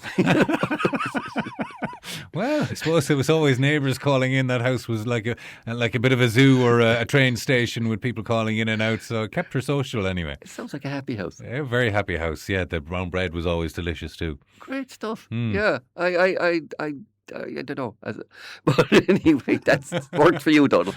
Very good. Look, that's great. And it's something that I will have to stop making excuses about. So, look, it's a good idea. And would you buy an electric car, for God's sake? And give blood. Okay, two things at the top of the list. We will leave that go for the time being till I sort out my life, but we'll be right back after these. Tipp FM's Tip Today. With Slattery's Garage, Puck On. Main Peugeot dealers in the Premier County. And now stocking the full range of the luxury French car brand DS Automobiles. Book your test drive today with Slattery's Garage, Puck On. See slatterysgarage.ie. Tip Today, in association with Slattery's of Puckon, your main Peugeot dealer for over 50 years in the Premier County. slatterysgarage.ie.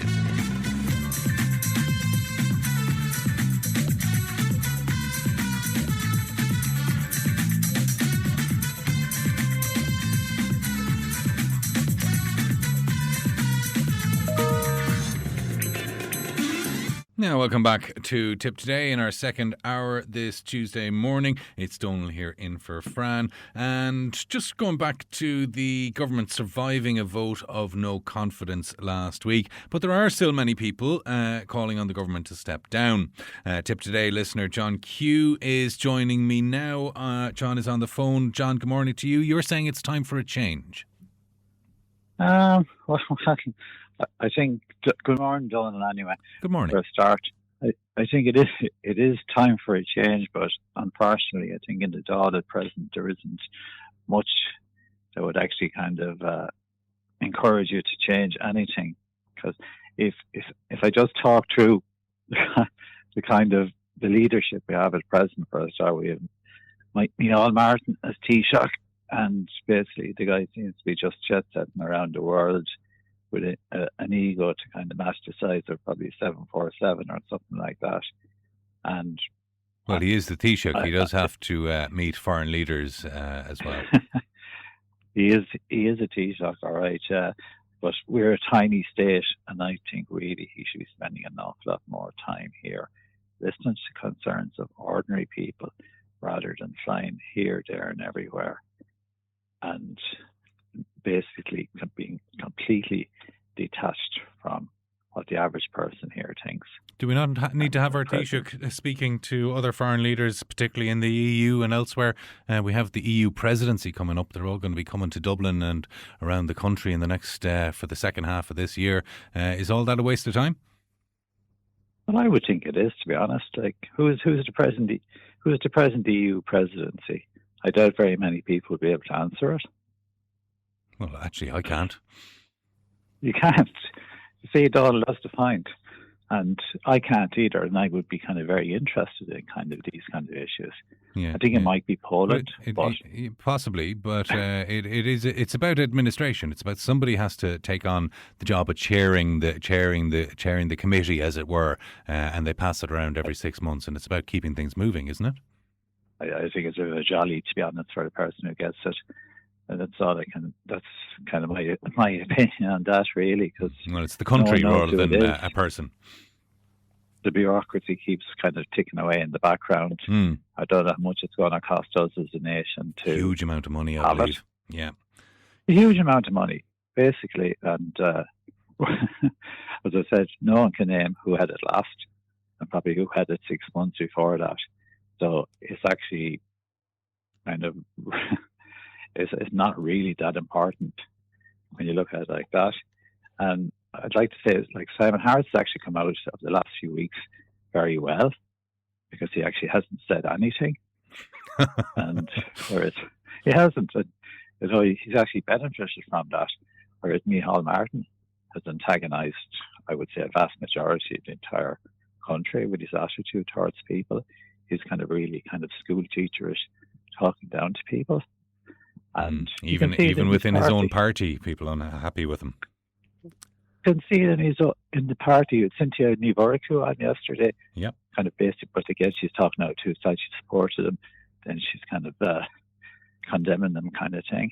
And numerous failures in communication, but she admired the man and his leadership overall. It's fair enough in a democracy. We can support someone while criticising things they've done.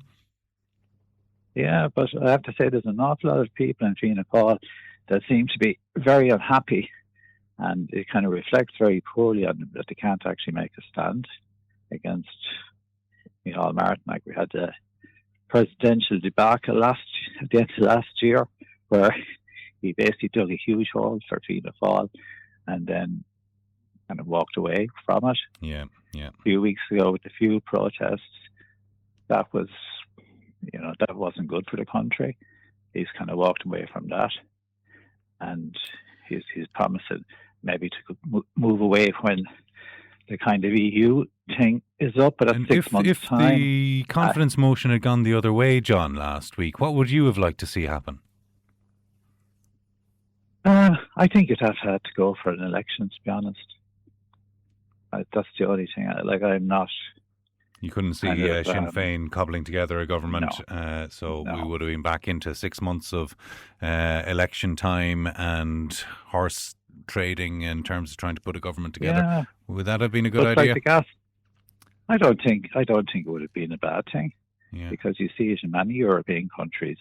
It could be like in Belgium. I think it could be years before they get a government at times. And like, I remember back in the early 80s, I think there was 3 elections within very short period of time. Yeah. And the country keeps running. Like, that's the gas thing about it. Yeah, but the civil service will keep the show running. Keep the show on the road, but there'll be no policy change, and there wouldn't actually have been any of the sectoral supports that people were asking for. But there is a lot of call for change. Unfortunately, we're going to have to go to news, John, but thanks very much for coming on with us and giving us that analysis of Micheál Martin and his government. We'll be speaking to you again, I'm sure, John, but for now it's time to do this and get up to news. Thanks a million. Tipp FM's Tip Today. With Slattery's Garage, Puck On. Main Peugeot dealers in the Premier County. And now stocking the full range of the luxury French car brand DS Automobiles. Book your test drive today with Slattery's Garage, Puck On. See slatterysgarage.ie. Tip Today, in association with Slattery's of Puckon, your main Peugeot dealer for over 50 years in the Premier County. slatterysgarage.ie.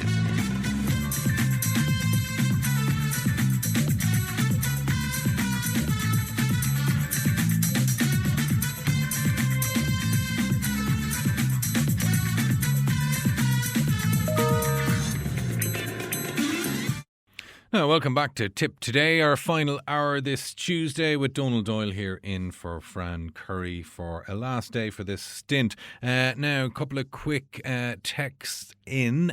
We have lots coming up in our final hour, including our regular with our Dear Phil section. We'll try and get back to John Halley, who we missed out on yesterday, a few technical difficulties on yesterday's programme. And we have Donald, who used to be a member of trade union unions and has some suggestions for protests, I think. We'll be talking to Liam Brown in a little bit, the local councillor. But first, somebody was a little critical of Professor John Fitzgerald there. Mad. He did not like his snap reply to a caller question where he said someone would be mad to invest in Bitcoin and think they were going to make it big. This texter is asking, does Professor Fitzgerald know all about Bitcoin? To come back with that, and I'm sure he is quite aware that Bitcoin is very volatile in terms of the markets, and while a lot of people have made money on Bitcoin, a lot of people have lost money as well.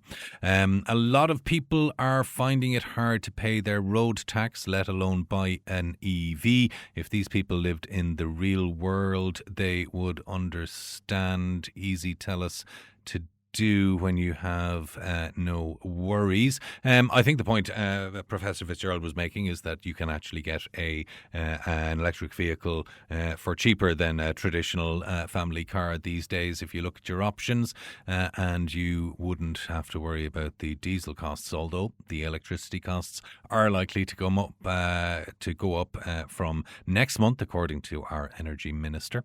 Now we have a couple of texts in from Frank in Thurles, who is very worried about blood. Apparently they are spiking us with nanotechnology, and he is still concerned with mRNA spikes. So Frank in Thurles is an anti-vaxxer, and he is still worried about that. Now that one, I'm not sure what that person is talking about in terms of car batteries, but we'll see if we can figure that one out. And we're a very wealthy country. Frank in Thurles actually asking, how much is the national debt per capita? Don't know, because Irish media don't tell the public anything useful. Frank, as far as I know, the national debt per capita is about 40 grand per person here in Ireland. I think in America at the moment it's more than 100 grand in dollars, and I think Donald Trump is adding to that actually at the moment. So we're not that badly off compared to some other big economies in terms of national debt per capita, is my understanding, but I'm open to correction because I am not an economist like Professor John Fitzgerald. Now we are going to bring you quickly. Our winner today in our competition is Lisa O'Shaughnessy in Thurles. She's the winner of 2 tickets to that fundraising concert here in Nina in St. Mary's. But we're going to go quickly to the phones now, and Councillor Liam Brown. Liam, good morning. How are you? Good morning, Donald. How are you, and how's the listeners? The listeners are in good form, I believe. Going by a little bit back and forth here this morning. So our guests seem to be in good form. I'm in good form, and it's great to hear you're doing well. We are bringing you on after a post you put up recently. It's to do with an interaction in the Seanad, Liam, where Senator Eileen Flynn made headlines recently after she said in the Seanad that she gets terrified when she's part of a protest that people start flying the tricolour. Senator Sharon Keoghan argued back that the tricolour is for all and should be used wherever we want. You have your views on that as well, Liam. I do, yeah, and I would support Sharon. I know Sharon quite well, Senator Keoghan. Look, I've heard this discussion about the tricolour over the years, back during the Troubles in the North, and we're now hearing it, with protests here. That we have people deciding who can and cannot wave the tricolour, Donald, and that's wrong. No group has a monopoly on the use of the tricolour, but at the same side, no one has a monopoly on deciding who can or cannot use the tricolour. I think some of the hyperbole around what Senator Flynn was talking about in the Seanad is way overblown. I think what she said was wrong. I think she should retract some of the remarks she made, to be quite honest. I also think she slandered, in relation to the protests that were on the week before, which she was talking about. I think she slandered a huge number of ordinary, decent people who were out on protests, looking for their voices to be heard. And by putting them in with a very, very tiny, minute number of extremists who are going to be in every society at any time at all, by trying to lump ordinary people who had legitimate concerns and continue to have legitimate concerns in with those. I don't think a national parliamentarian should have done that. And I certainly will say to anybody, I won't take direction of anybody over whether I can fly a tricolour or not, nor would I give it to anybody else. It doesn't belong to any person. It belongs to the state. It belongs to the Irish people. And if Irish people want to wave a tricolour, then have at it as far as I'm concerned. What would you think about Micheál Martin's comments, Councillor Brown, at the Arbour Hill commemoration last weekend, where he pointed out that the tricolour was dreamed up as a symbol of unity and inclusion, and it shouldn't be used as a weapon of divisiveness? Honestly, I think very little of what Micheál Martin says lately, to be quite honest, Donald. And this is another example of it. I think the use of this term, the far right, and we'll speak about that in a second, and the use of who can or cannot wave a tricolour, it's simply there to stop debate. I don't think Micheál Martin wants debate. I genuinely don't. So he will use any excuse he can to shut it down. I think he got very, very frightened in the past week and a half when he saw the amount of people, and as I said, ordinary people who never protested in their life before, people who just got on along with their working people who suddenly felt the need and really did feel the need to go out and protest. Because they felt they're not being treated fairly by Micheál Martin or by the political system in this country. And now suddenly they're trying to use this far-right label, and that's all it is, a label to conjure up a bogeyman to try to get people to be quiet. But I think it's good in any democracy, it's good in any society that people do speak up and people do speak back. And I think what Micheál Martin is trying to do at Arbour Hill and at other places is to try to get people to go quiet by trying to align them with people who wouldn't have the same views as themselves. We have had incidences, though, Liam, where the tricolour has been put up in huge numbers, basically around asylum centres, and that was clearly a message that was being made, and surely that was a message of intimidation to the vulnerable people in these accommodation centres. And I know that it followed a movement where the same was done in Britain. So it wasn't just about people loving the tricolour, it was something that was following a trend that was happening in Britain and that was being driven by the far right in Britain. No, you see, Donald, you're falling into the same trap here that Micheál Martin wants to set for you. And that's to say that you've decided what the reason behind putting those flags up for, that it was intimidatory. Maybe it wasn't. Maybe it was ordinary people who simply want to have a discussion about migration policy in this country and who've been denied it for the last couple of years. So what purpose would you see in putting up, 300 tricolours on every ESB pole and lamp post around an asylum centre? Didn't it begin a conversation, Donald? It was a conversation that we weren't having. It was a conversation that was being shut down every single time anybody wants to speak about it. But we are now having the conversation, and maybe that's the reason why that people put them up, because they felt their voices weren't being heard. So they put up a visual reminder that we are here and we are willing to talk and we are willing to listen. I think that's the problem with the Why Irish. not put it up somewhere that it wouldn't be intimidating asylum seekers? Like where? Are we now in a position where we're deciding where we can and can't put up a tricolour, Donald? Well, I'm just asking questions, Liam. Where do you think it should have been put up then? Like you think that was a good idea on when that was done? I don't think there was any need for it to be put up at all. If the government had sat down and continued to sit down with people and have discussions about where our migration policy is going to go, about is it going to be expanded, about what areas are going to be put into, about what services are going to have to be in areas before you put in large numbers of migrants from outside the country. I think if we have honest, decent, open conversations about these, I don't think we are going to give any space for extremists. And there are extremists out there, Donald, I don't deny it whatsoever, but they're a very, very tiny minority of Irish people, and they will always be there because they've always been there in every single society. The problem is we are now labelling ordinary people who have legitimate concerns about public services, who have legitimate concerns about housing, about doctor spaces, about dentist spaces. We are now lumping them in with extremists for the simple reason that we don't want to have a discussion about migration policy. We're using the placement of tricolours or the waving of tricolours to shut down conversation and to shut down debate, and that's wrong. Okay, but when a senator says in the Seanad that it makes her afraid to see when people start waving it because of the context and what she is now associating with, isn't that I don't know, that's a failing somewhere, isn't it? Okay, so you're suggesting that nobody should wave a tricolour because Senator Flynn doesn't like it? No, I'm saying Is that her point was that the context it was being waved in previous situations has made her wary of when she sees it in future. Yeah, so she has decided what the context was. That's the context in her experience. That's the context in her mind. I walk down the street in Cashel and I see people walking up the street with tricolours. I'm not afraid of them. I think they've got legitimate concerns. I think they're simply asking the government to sit down and have conversations with them about real pressures that they have in their lives, about where they're going to go, about whether or not they're going to be able to afford heating oil next week, about whether or not they're going to be able to afford to put diesel in their cars or lorries.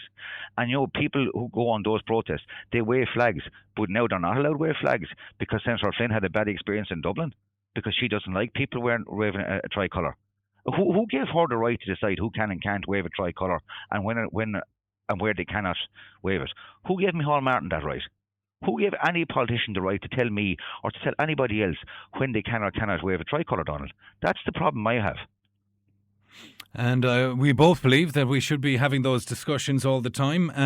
The tricolour is, unfortunately, it is proving a little divisive at the moment, rather than the unity that it was originally designed for. It's proven divisive because one side of a debate don't want to have a debate with the other side. So they're using the tricolour excuse to say, oh no, that's divisive.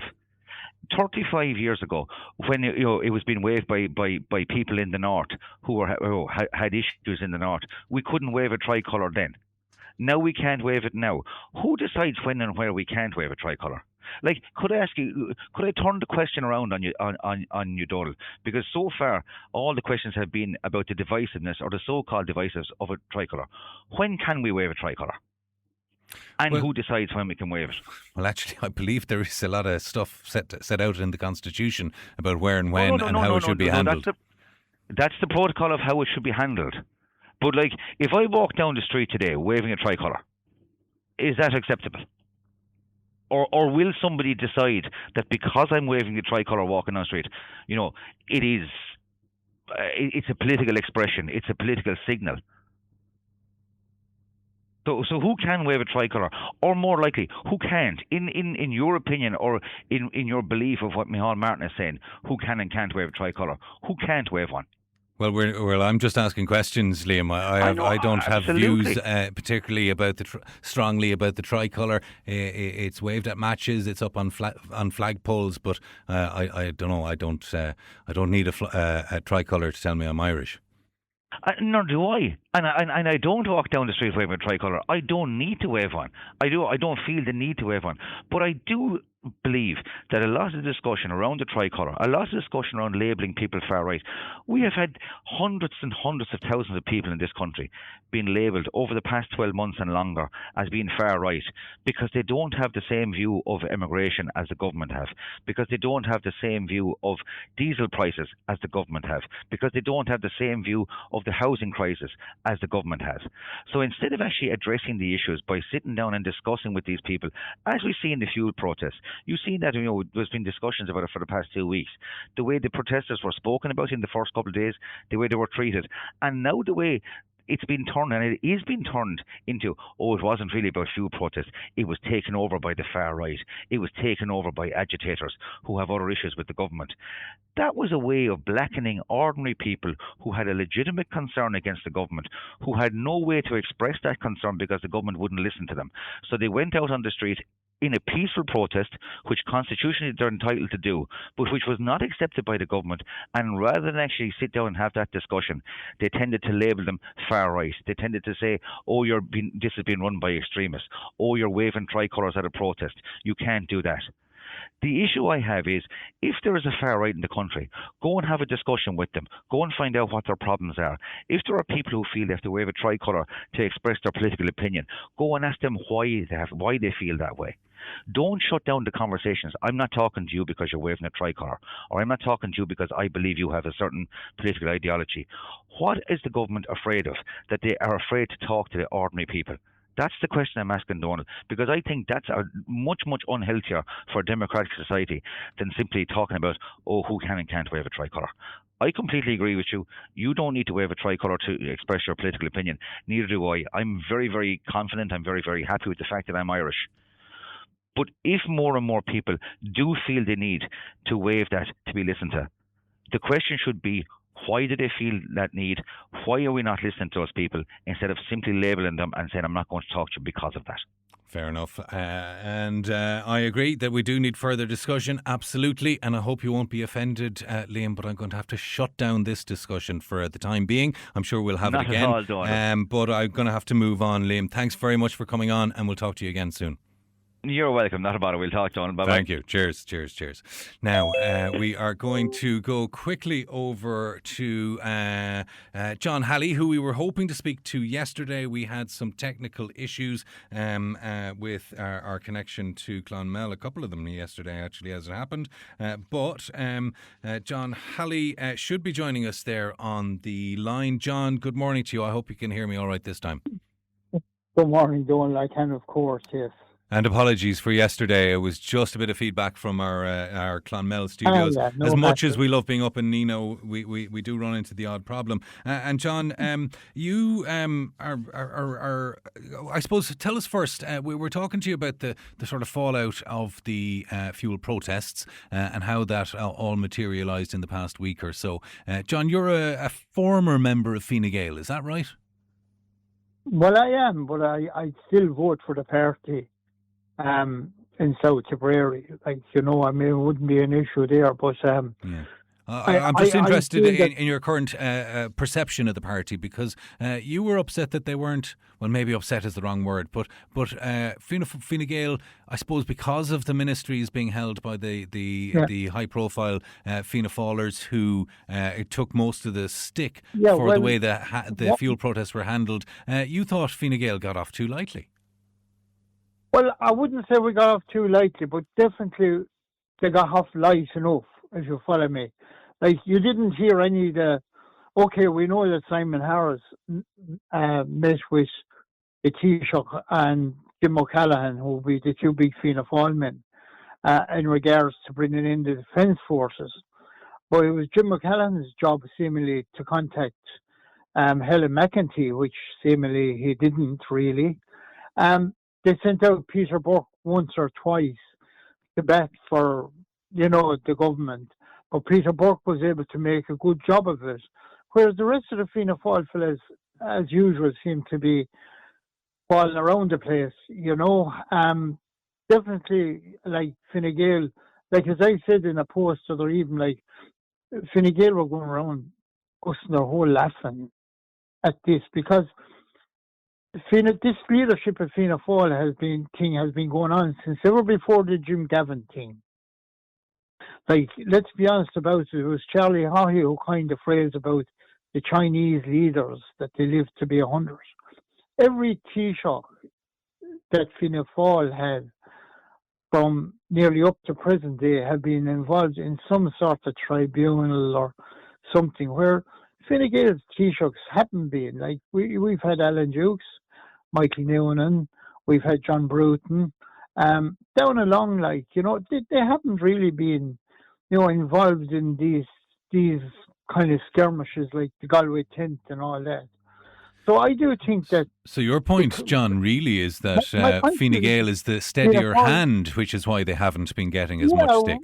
The Fianna Fáil get into power, they seem to lose. They seem to...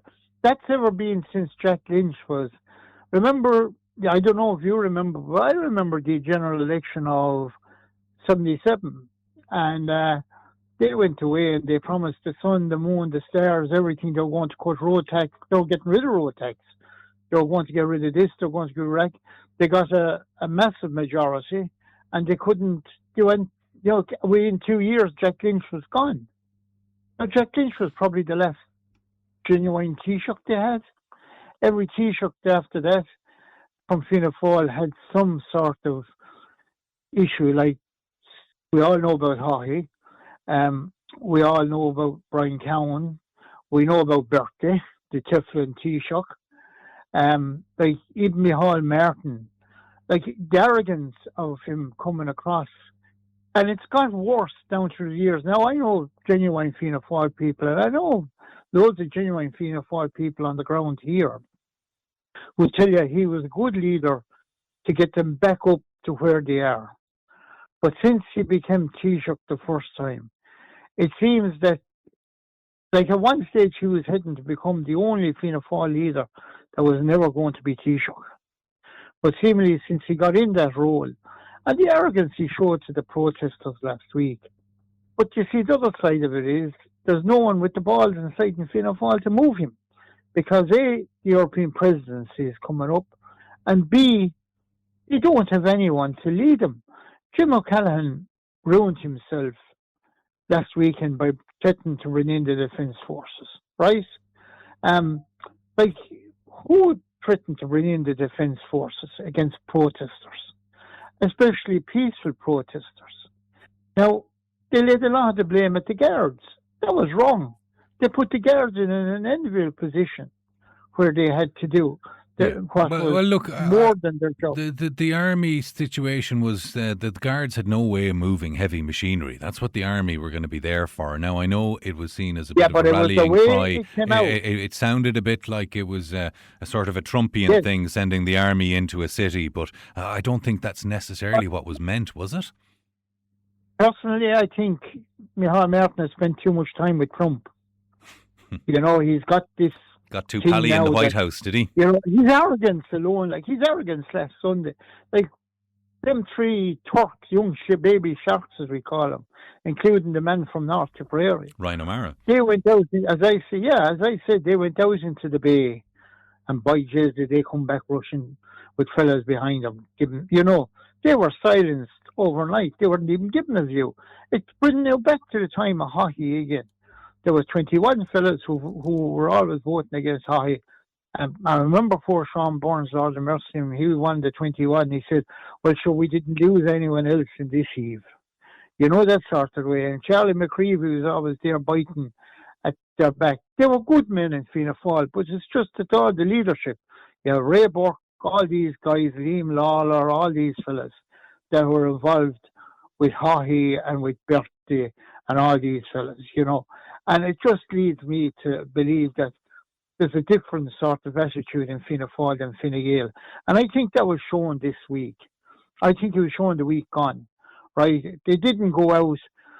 They met protesters. I know Fine Gael ministers and Fine Gael TDs who met protesters and councillors who went out and met protesters. And they met them quietly, and they met them and they took on everything on board. It's not like, it's not rocket science, but the arrogance of Micheál Martin last week was nothing short of disgraceful. You're not a proper leader if you start talking down to your people, like your Kim Il-sung beyond in North Korea. But then you're going nowhere. And they won't move him because they're going to lose the two by-elections. But the EU presidency comes up. And I think there's times when we need to stand up to Europe ourselves. This year I heard Jack Chambers on about it, and I've heard Micheál Martin on about we have to follow a European line. We're a sovereign or independent republic. We shouldn't have to follow any European line. Viktor Orban did it for 16 years. 16 years in Hungary. Stood up against the EU. And he was no different. They treated him no different then. And they still got stuff in Hungary from the EU. So, my issue is that I think some of these Fianna Fáil leaders, once they get a bit of power, they get a bit of arrogance. And that's not the way to talk to a humble little peaceful nation like us of 5 million people. And so it is largely down to Fianna Fáil, the fallout from this fuel protest and the response. But they broke the country twice before. Don't think they broke the country twice before. Back in 1977, with their promises of what they were going to do, and they were going to give everyone free this, free that, take the tax off the cars and everything. They broke the country then. They came back then. They broke us in 2008, 9 and 10. Like as Pat Rabbit said at the time, getting money off Bertie was like getting it out of a hole in the wall. And it took Fine Gael and Labour to get back to it, get the country back in some bit of a stable relationship. Now, my issues with Fine Gael are not nationally. My issues with Fine Gael are that's, it's gone too far city-wise and not rural-wise. Like we had no TD in South Tipp until the last election for a good while, since Tom Hayes. They haven't had a Fine Gael TD in North Tipperary, and you can say, well, Michael Lowry was the TD for Fine Gael there until that. But they've had no Fine Gael TD, no one to represent them in North Tip, really, since since Michael Lowry was elected. Yeah. Didn't the party vote, though, between Simon Coveney and Leo Varadkar? Was that not a rural-urban vote within the party? Yes, and I voted for Simon Coveney. 76% of Tipperary Fine Gael members voted for Simon Coveney. Yeah, but the rest of the country didn't. That shows didn't. my point that Fine Gael is probably gone too far into urban settings. And it needs to remember that it's a rural party. It was always a rural party.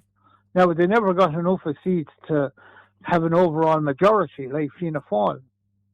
But, look what Fianna Fáil did with their overall majority. And all this messing that went on with the Galway tent and everything like that. And I know there's Fianna Fáil fellas out there now tear the hair out of their heads saying, oh, you're bringing up the past, But, there's a pattern there. And Micheál Martin is the same. The only Fianna Fáil fellow who came out of this with anyway of a good kind of nose in his head was Darragh O'Brien. The man Chambers.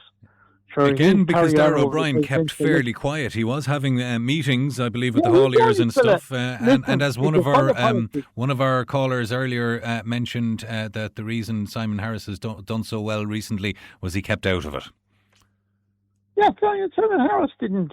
He's Minister for Finance. He's there doing his job. There's no issue in the leadership of Fine Gael. There is no issue. There is no issue. I don't see an issue with the leadership of Fine Gael at the moment. Yeah. Yes, we have a few high-strung people in the departments, but we're probably on the right side of the coalition. Okay, fair enough. Look, that's great, John. I'm going to have to move it along now. So apologies again for our abortive attempt to get in touch with you yesterday. But I'm glad we were able to get you on again today, and I'm sure you'll be talking to the show again very soon. Thanks a million, John. Cheers. Very Bye good, now. Donny. Thank you, Donny. Thank you. Tipp FM's Tipp Today. With Slattery's Garage, Puck On. Main Peugeot dealers in the Premier County. And now stocking the full range of the luxury French car brand DS Automobiles. Book your test drive today with Slattery's Garage, Puck On. See slatterysgarage.ie. Tipp FM's Tipp Today. With Slattery's Garage, Puck On. It's time to change. Test drive the award-winning range of Peugeot hybrids and fully electric vehicles at Slattery's Garage today. See slatterysgarage.ie. Now, welcome back to Tipp Today. We're in the last hour of this Tuesday's edition of the programme, and it is Donal here for Fran in the hot seat for the one more hour anyway at this stage. Now, it's time to go to our Dear Phil segment, a beloved segment every week, and I'm delighted to be joined in our studio down in Clonmel by our Agony Aunt Phil. Good morning, Phil. How are you? I'm really well, Donal. How are you? I'm not too bad. I'm all right. Any excitement in the fine weather for you? Always excited when I see fine weather. Good, where you can go out and get your walks in or your cycles in or whatever. It's always a good thing, isn't it? Or mow the lawn kind of or positive. Something useful. Oh no, the husband does that. God, yeah, geez, the women wouldn't do that. Well, in my house it has to go both ways sometimes because I'm not always around in the evening early enough to get it done. But we're always working on that one. That's a kind of a two-way street, I believe. The people are starting to feel a bit of spring coming in, but we do have a couple of questions in from our listeners if we want to have a look at those, Phil, for today. And can I start with this one? Dear Phil, I'm writing because I feel I don't quite recognise my wife anymore since she started going through menopause. I understand it is a difficult and very real stage of life for her, and I do try to be patient and supportive, but her personality seems seems to have changed quite a lot. She's often angry or irritable, and small things can quickly turn into big arguments. It feels like there's a constant tension in the house that wasn't there before, and I'm struggling to adjust to it. I love my wife, and I don't want to make this about blame, but I'm finding it emotionally difficult, and if I'm honest, I miss the person she used to be. I keep wondering when or if things will settle down and I'll get my wife back again. I don't know how to support her without feeling like I'm walking on eggshells all of the time. I'm starting to feel quite lost in our relationship. Any advice on how to cope and how we might find each other again would be greatly appreciated. Okay, there's probably a lot in that, Phil. There's a good letter, actually, and it's quite usual that when menopause starts for women, and it can start at various ages, but it can start from late 30s, early 40s, and it can be a very irregular event when it first happens.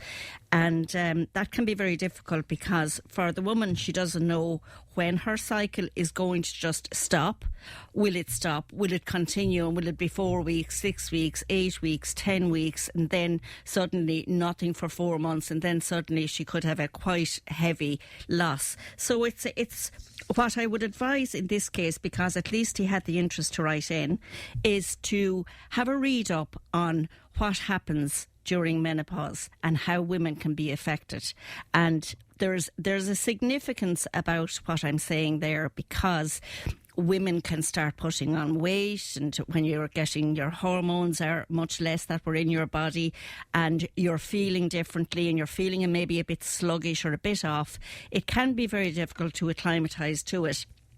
And so it's a good advice for both of them to read up about the menopause and see how it is. He knows the rules of it, but you don't know how women feel, and sometimes it can be very, very difficult. And particularly when the cycle becomes very irregular, and women could be menstruating every couple of weeks, or it could stop, and it might never start again. And it's not knowing, I think, is the thing. It's a good idea at this point as well for ye to go and have a chat maybe with the advanced nurse practitioner or your GP, and have a chat about what to expect. There's a whole range of things now that people can do, as long as they have knowledge about what's happening to their body and what are the expected changes, and not to over worry too much.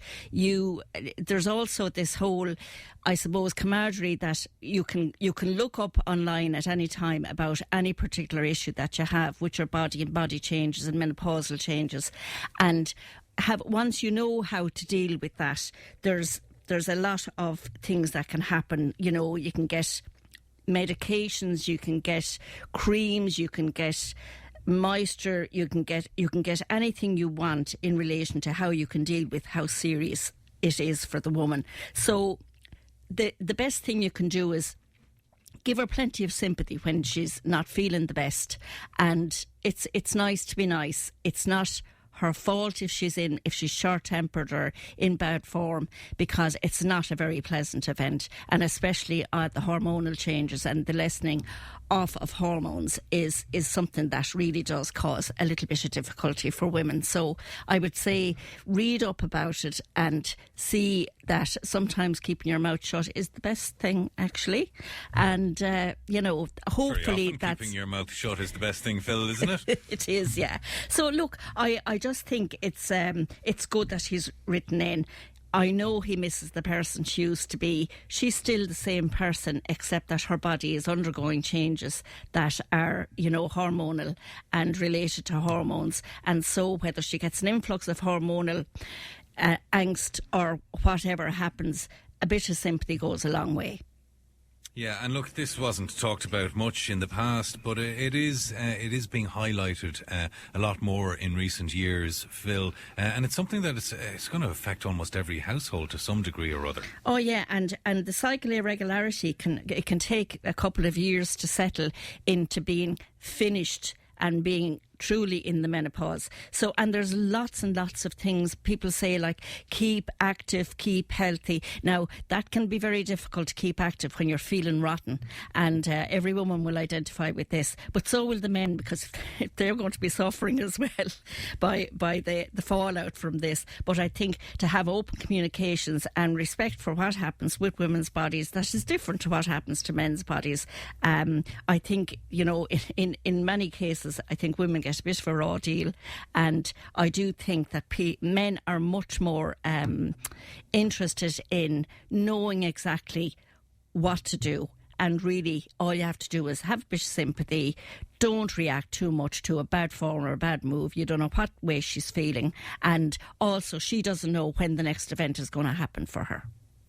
Yeah, I suppose a part of the issue is that sometimes the onset of it, women don't know themselves that it's happening, and they kind of realise as it goes along. At least in this case, he seems to be aware that there is something happening, but they probably need your advice then is they probably need a bit more, and maybe there is treatments or something that could help. Absolutely. But the knowledge, I suppose, and the exploring that together probably will help things and getting that out in the open as well. Exactly. It's a very hard thing to say, I'm walking on eggshells around here because I don't know if you're going to explode on me. But that seems to be what he's working up to, which isn't the way to go. No, but you know, I think if he reads up about it, he'll get certainly a flavour of how women can feel and what kind of happens when the whole menopause thing starts.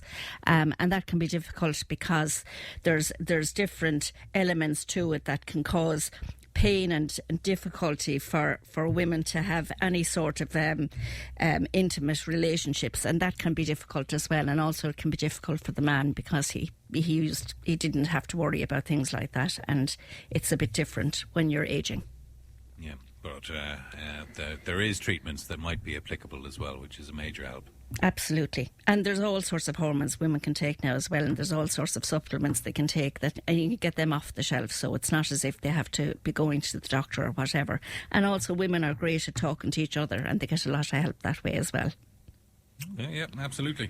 Okay, good advice there, Phil. We'll move on to the next one.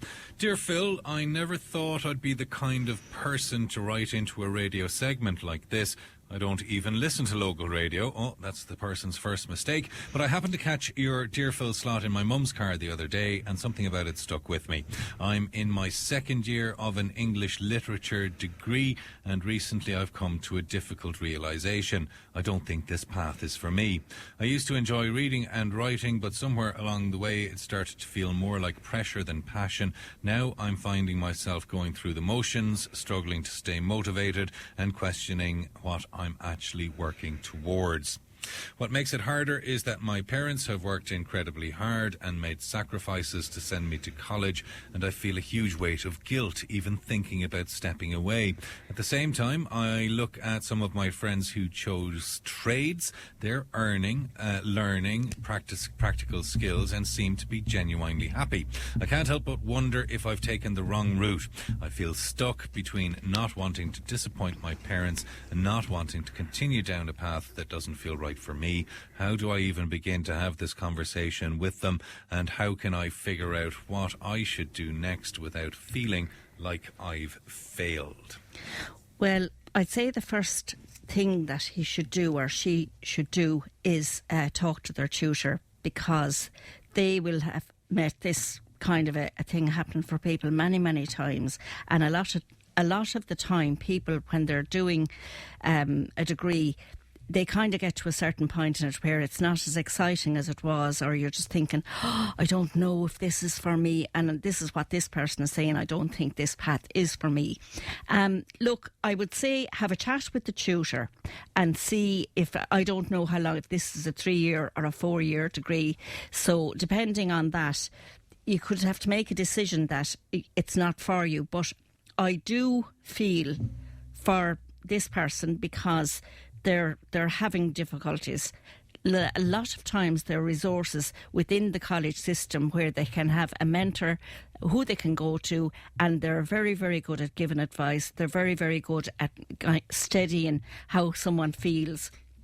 And I do think as well, it's very, very hard if parents have made sacrifices to send them to college, because there is, as he has said, or she, that there's a huge weight of guilt for thinking even about stepping away. Now, if he's in his second year, or she, and it's a 3-year degree, you know what, it's not that long to keep going.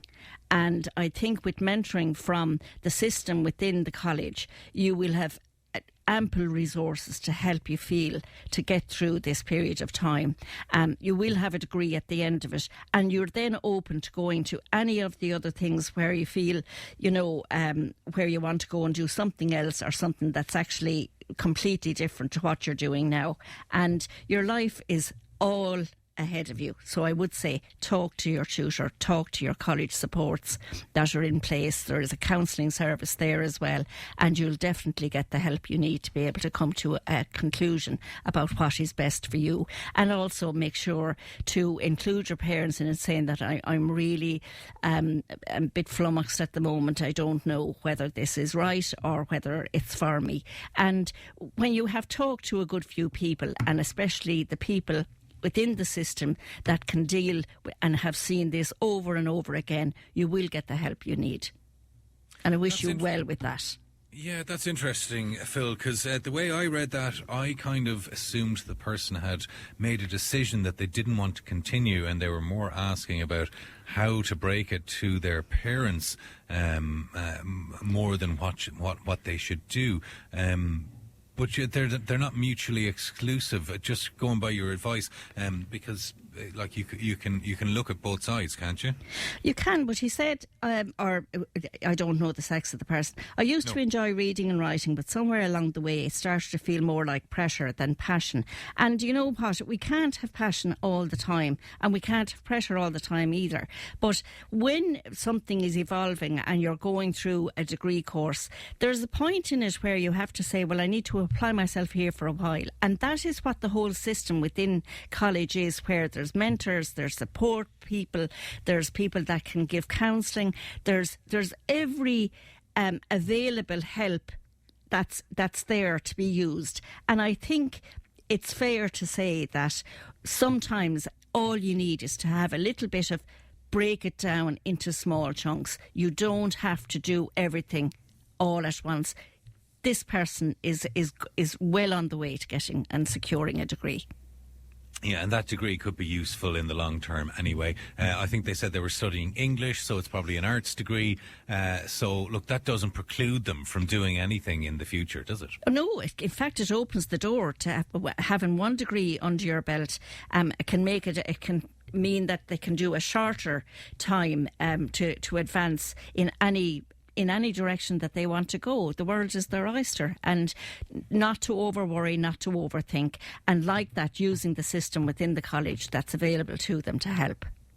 Yeah, I suppose part of what they said as well was they were looking fairly enviously at people who'd taken on trades and apprenticeships by the sounds of things. Maybe they're sort of romanticising that idea. I no longer like studying English, maybe I'll go and work with my hands for a while. Yeah, and do you know what? They can still do something like that. It's not mutually exclusive that they can do nothing else. If they want to go into working with their hands or something like that, they need to decide what it is they might like to do. And you can do day courses, you can do things and read up about what's available there. But continue with the degree, you're nearly through with it, and then decide if you want to go and do something with your hands. A lot of people do. Yeah. Okay, I need to take a quick break, Phil, but we do have one letter left. Do you mind staying with me for a quick break, and we'll come back to the last letter? No problem. Thanks a million. Tipp FM's Tipp Today. With Slattery's Garage, puck on. It's time to change. Test drive the award-winning range of Peugeot hybrids and fully electric vehicles at Slattery's Garage today. See slatterysgarage.ie. If it matters to you, it matters to us. Call Tipp today on 1-800-938-007. Now, this is Donald Doyle in for Fran Curry on the final section of Tip today this morning, and Fran will be back tomorrow. But right now we are still in the middle of our Dear Phil segment, and we have one more letter, Phil. If you don't mind, I'll read that. I'm actually so embarrassed writing this, but I don't know what else to do. My family are always making really horrible racist and homophobic comments like it's just normal, and it honestly makes me feel sick. They'll say things at the dinner table or watching TV and then laugh, and even my little brother has started copying them now and saying the same stuff. I feel like I'm the only one in the house who thinks it's completely wrong, and it makes me not even want to be around them sometimes. I keep thinking I should say something properly and call them out, but every time I try, they just brush me off, tell me I'm being too sensitive, and so it feels pointless. I don't know if I should keep trying to stand up to them or just ignore it and keep my head down until I can leave. It's really getting to me though, and I hate feeling like this in my own home. What should I do?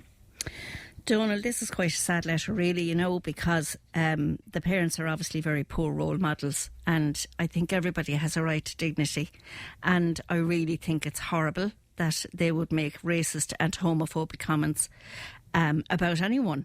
And I think as well, when there's a younger person in the house, that it's a very bad example to be giving him, because they're trying to normalise something that they're laughing about people's, whatever their orientation is, and they're being racist. So people of colour or whatever it is, they're just really, really upsetting. Very upsetting, this person in this family. And I think the person, they say I keep thinking I should say something properly and call them out, but every time I try, they just brush me off or tell me I'm being too sensitive. And I think you need to have a response to that, because being too sensitive when you're offended by homophobic slurs or racist remarks about anyone, you're not being too sensitive. You're being proper and right, and absolutely, completely right to actually pick up on it each time. I think it's also important that you should have a chat with your younger brother and say, the way they're talking about these people is absolutely wrong, and it'll never be right, and you can't make it right. And laughing about it and making a joke about it is, I think the important thing here is that you should really continue to keep calling them out every time they make remarks that are offensive, and these remarks are very, very offensive. And would it be worthwhile saying it sometime, not just in the heat of the moment when everyone else is laughing, but say it at some other time, saying, look, I'm really uncomfortable with this, can you stop, before it's, a group thing? Yeah, and he can do a number of things. You can write a letter to the family. You can just make a statement saying, I am actually really offended that you're thinking that you're normalising something that's absolutely terrible. It's not good communications. It's not for him to normalise what this kind of behaviour is, because this is not normal behaviour. This is people who have taken a choice to make homophobic remarks and racist remarks and trying to normalise it, and it is not normal. So keep making a stand and try and talk to your brother as well is good advice. We're really up against time. Phil, I'm sorry for cutting that one short. We could have talked about that for a little longer. But thanks very much for joining us on Tip today again. A pleasure always, Donald. Thank you. And thanks to all our guests and callers and texters and listeners today. And thanks to Leanne for producing. I've been Donald Doyle, and Fran is back tomorrow. Now it's time to go to the newsroom back in Clonmel.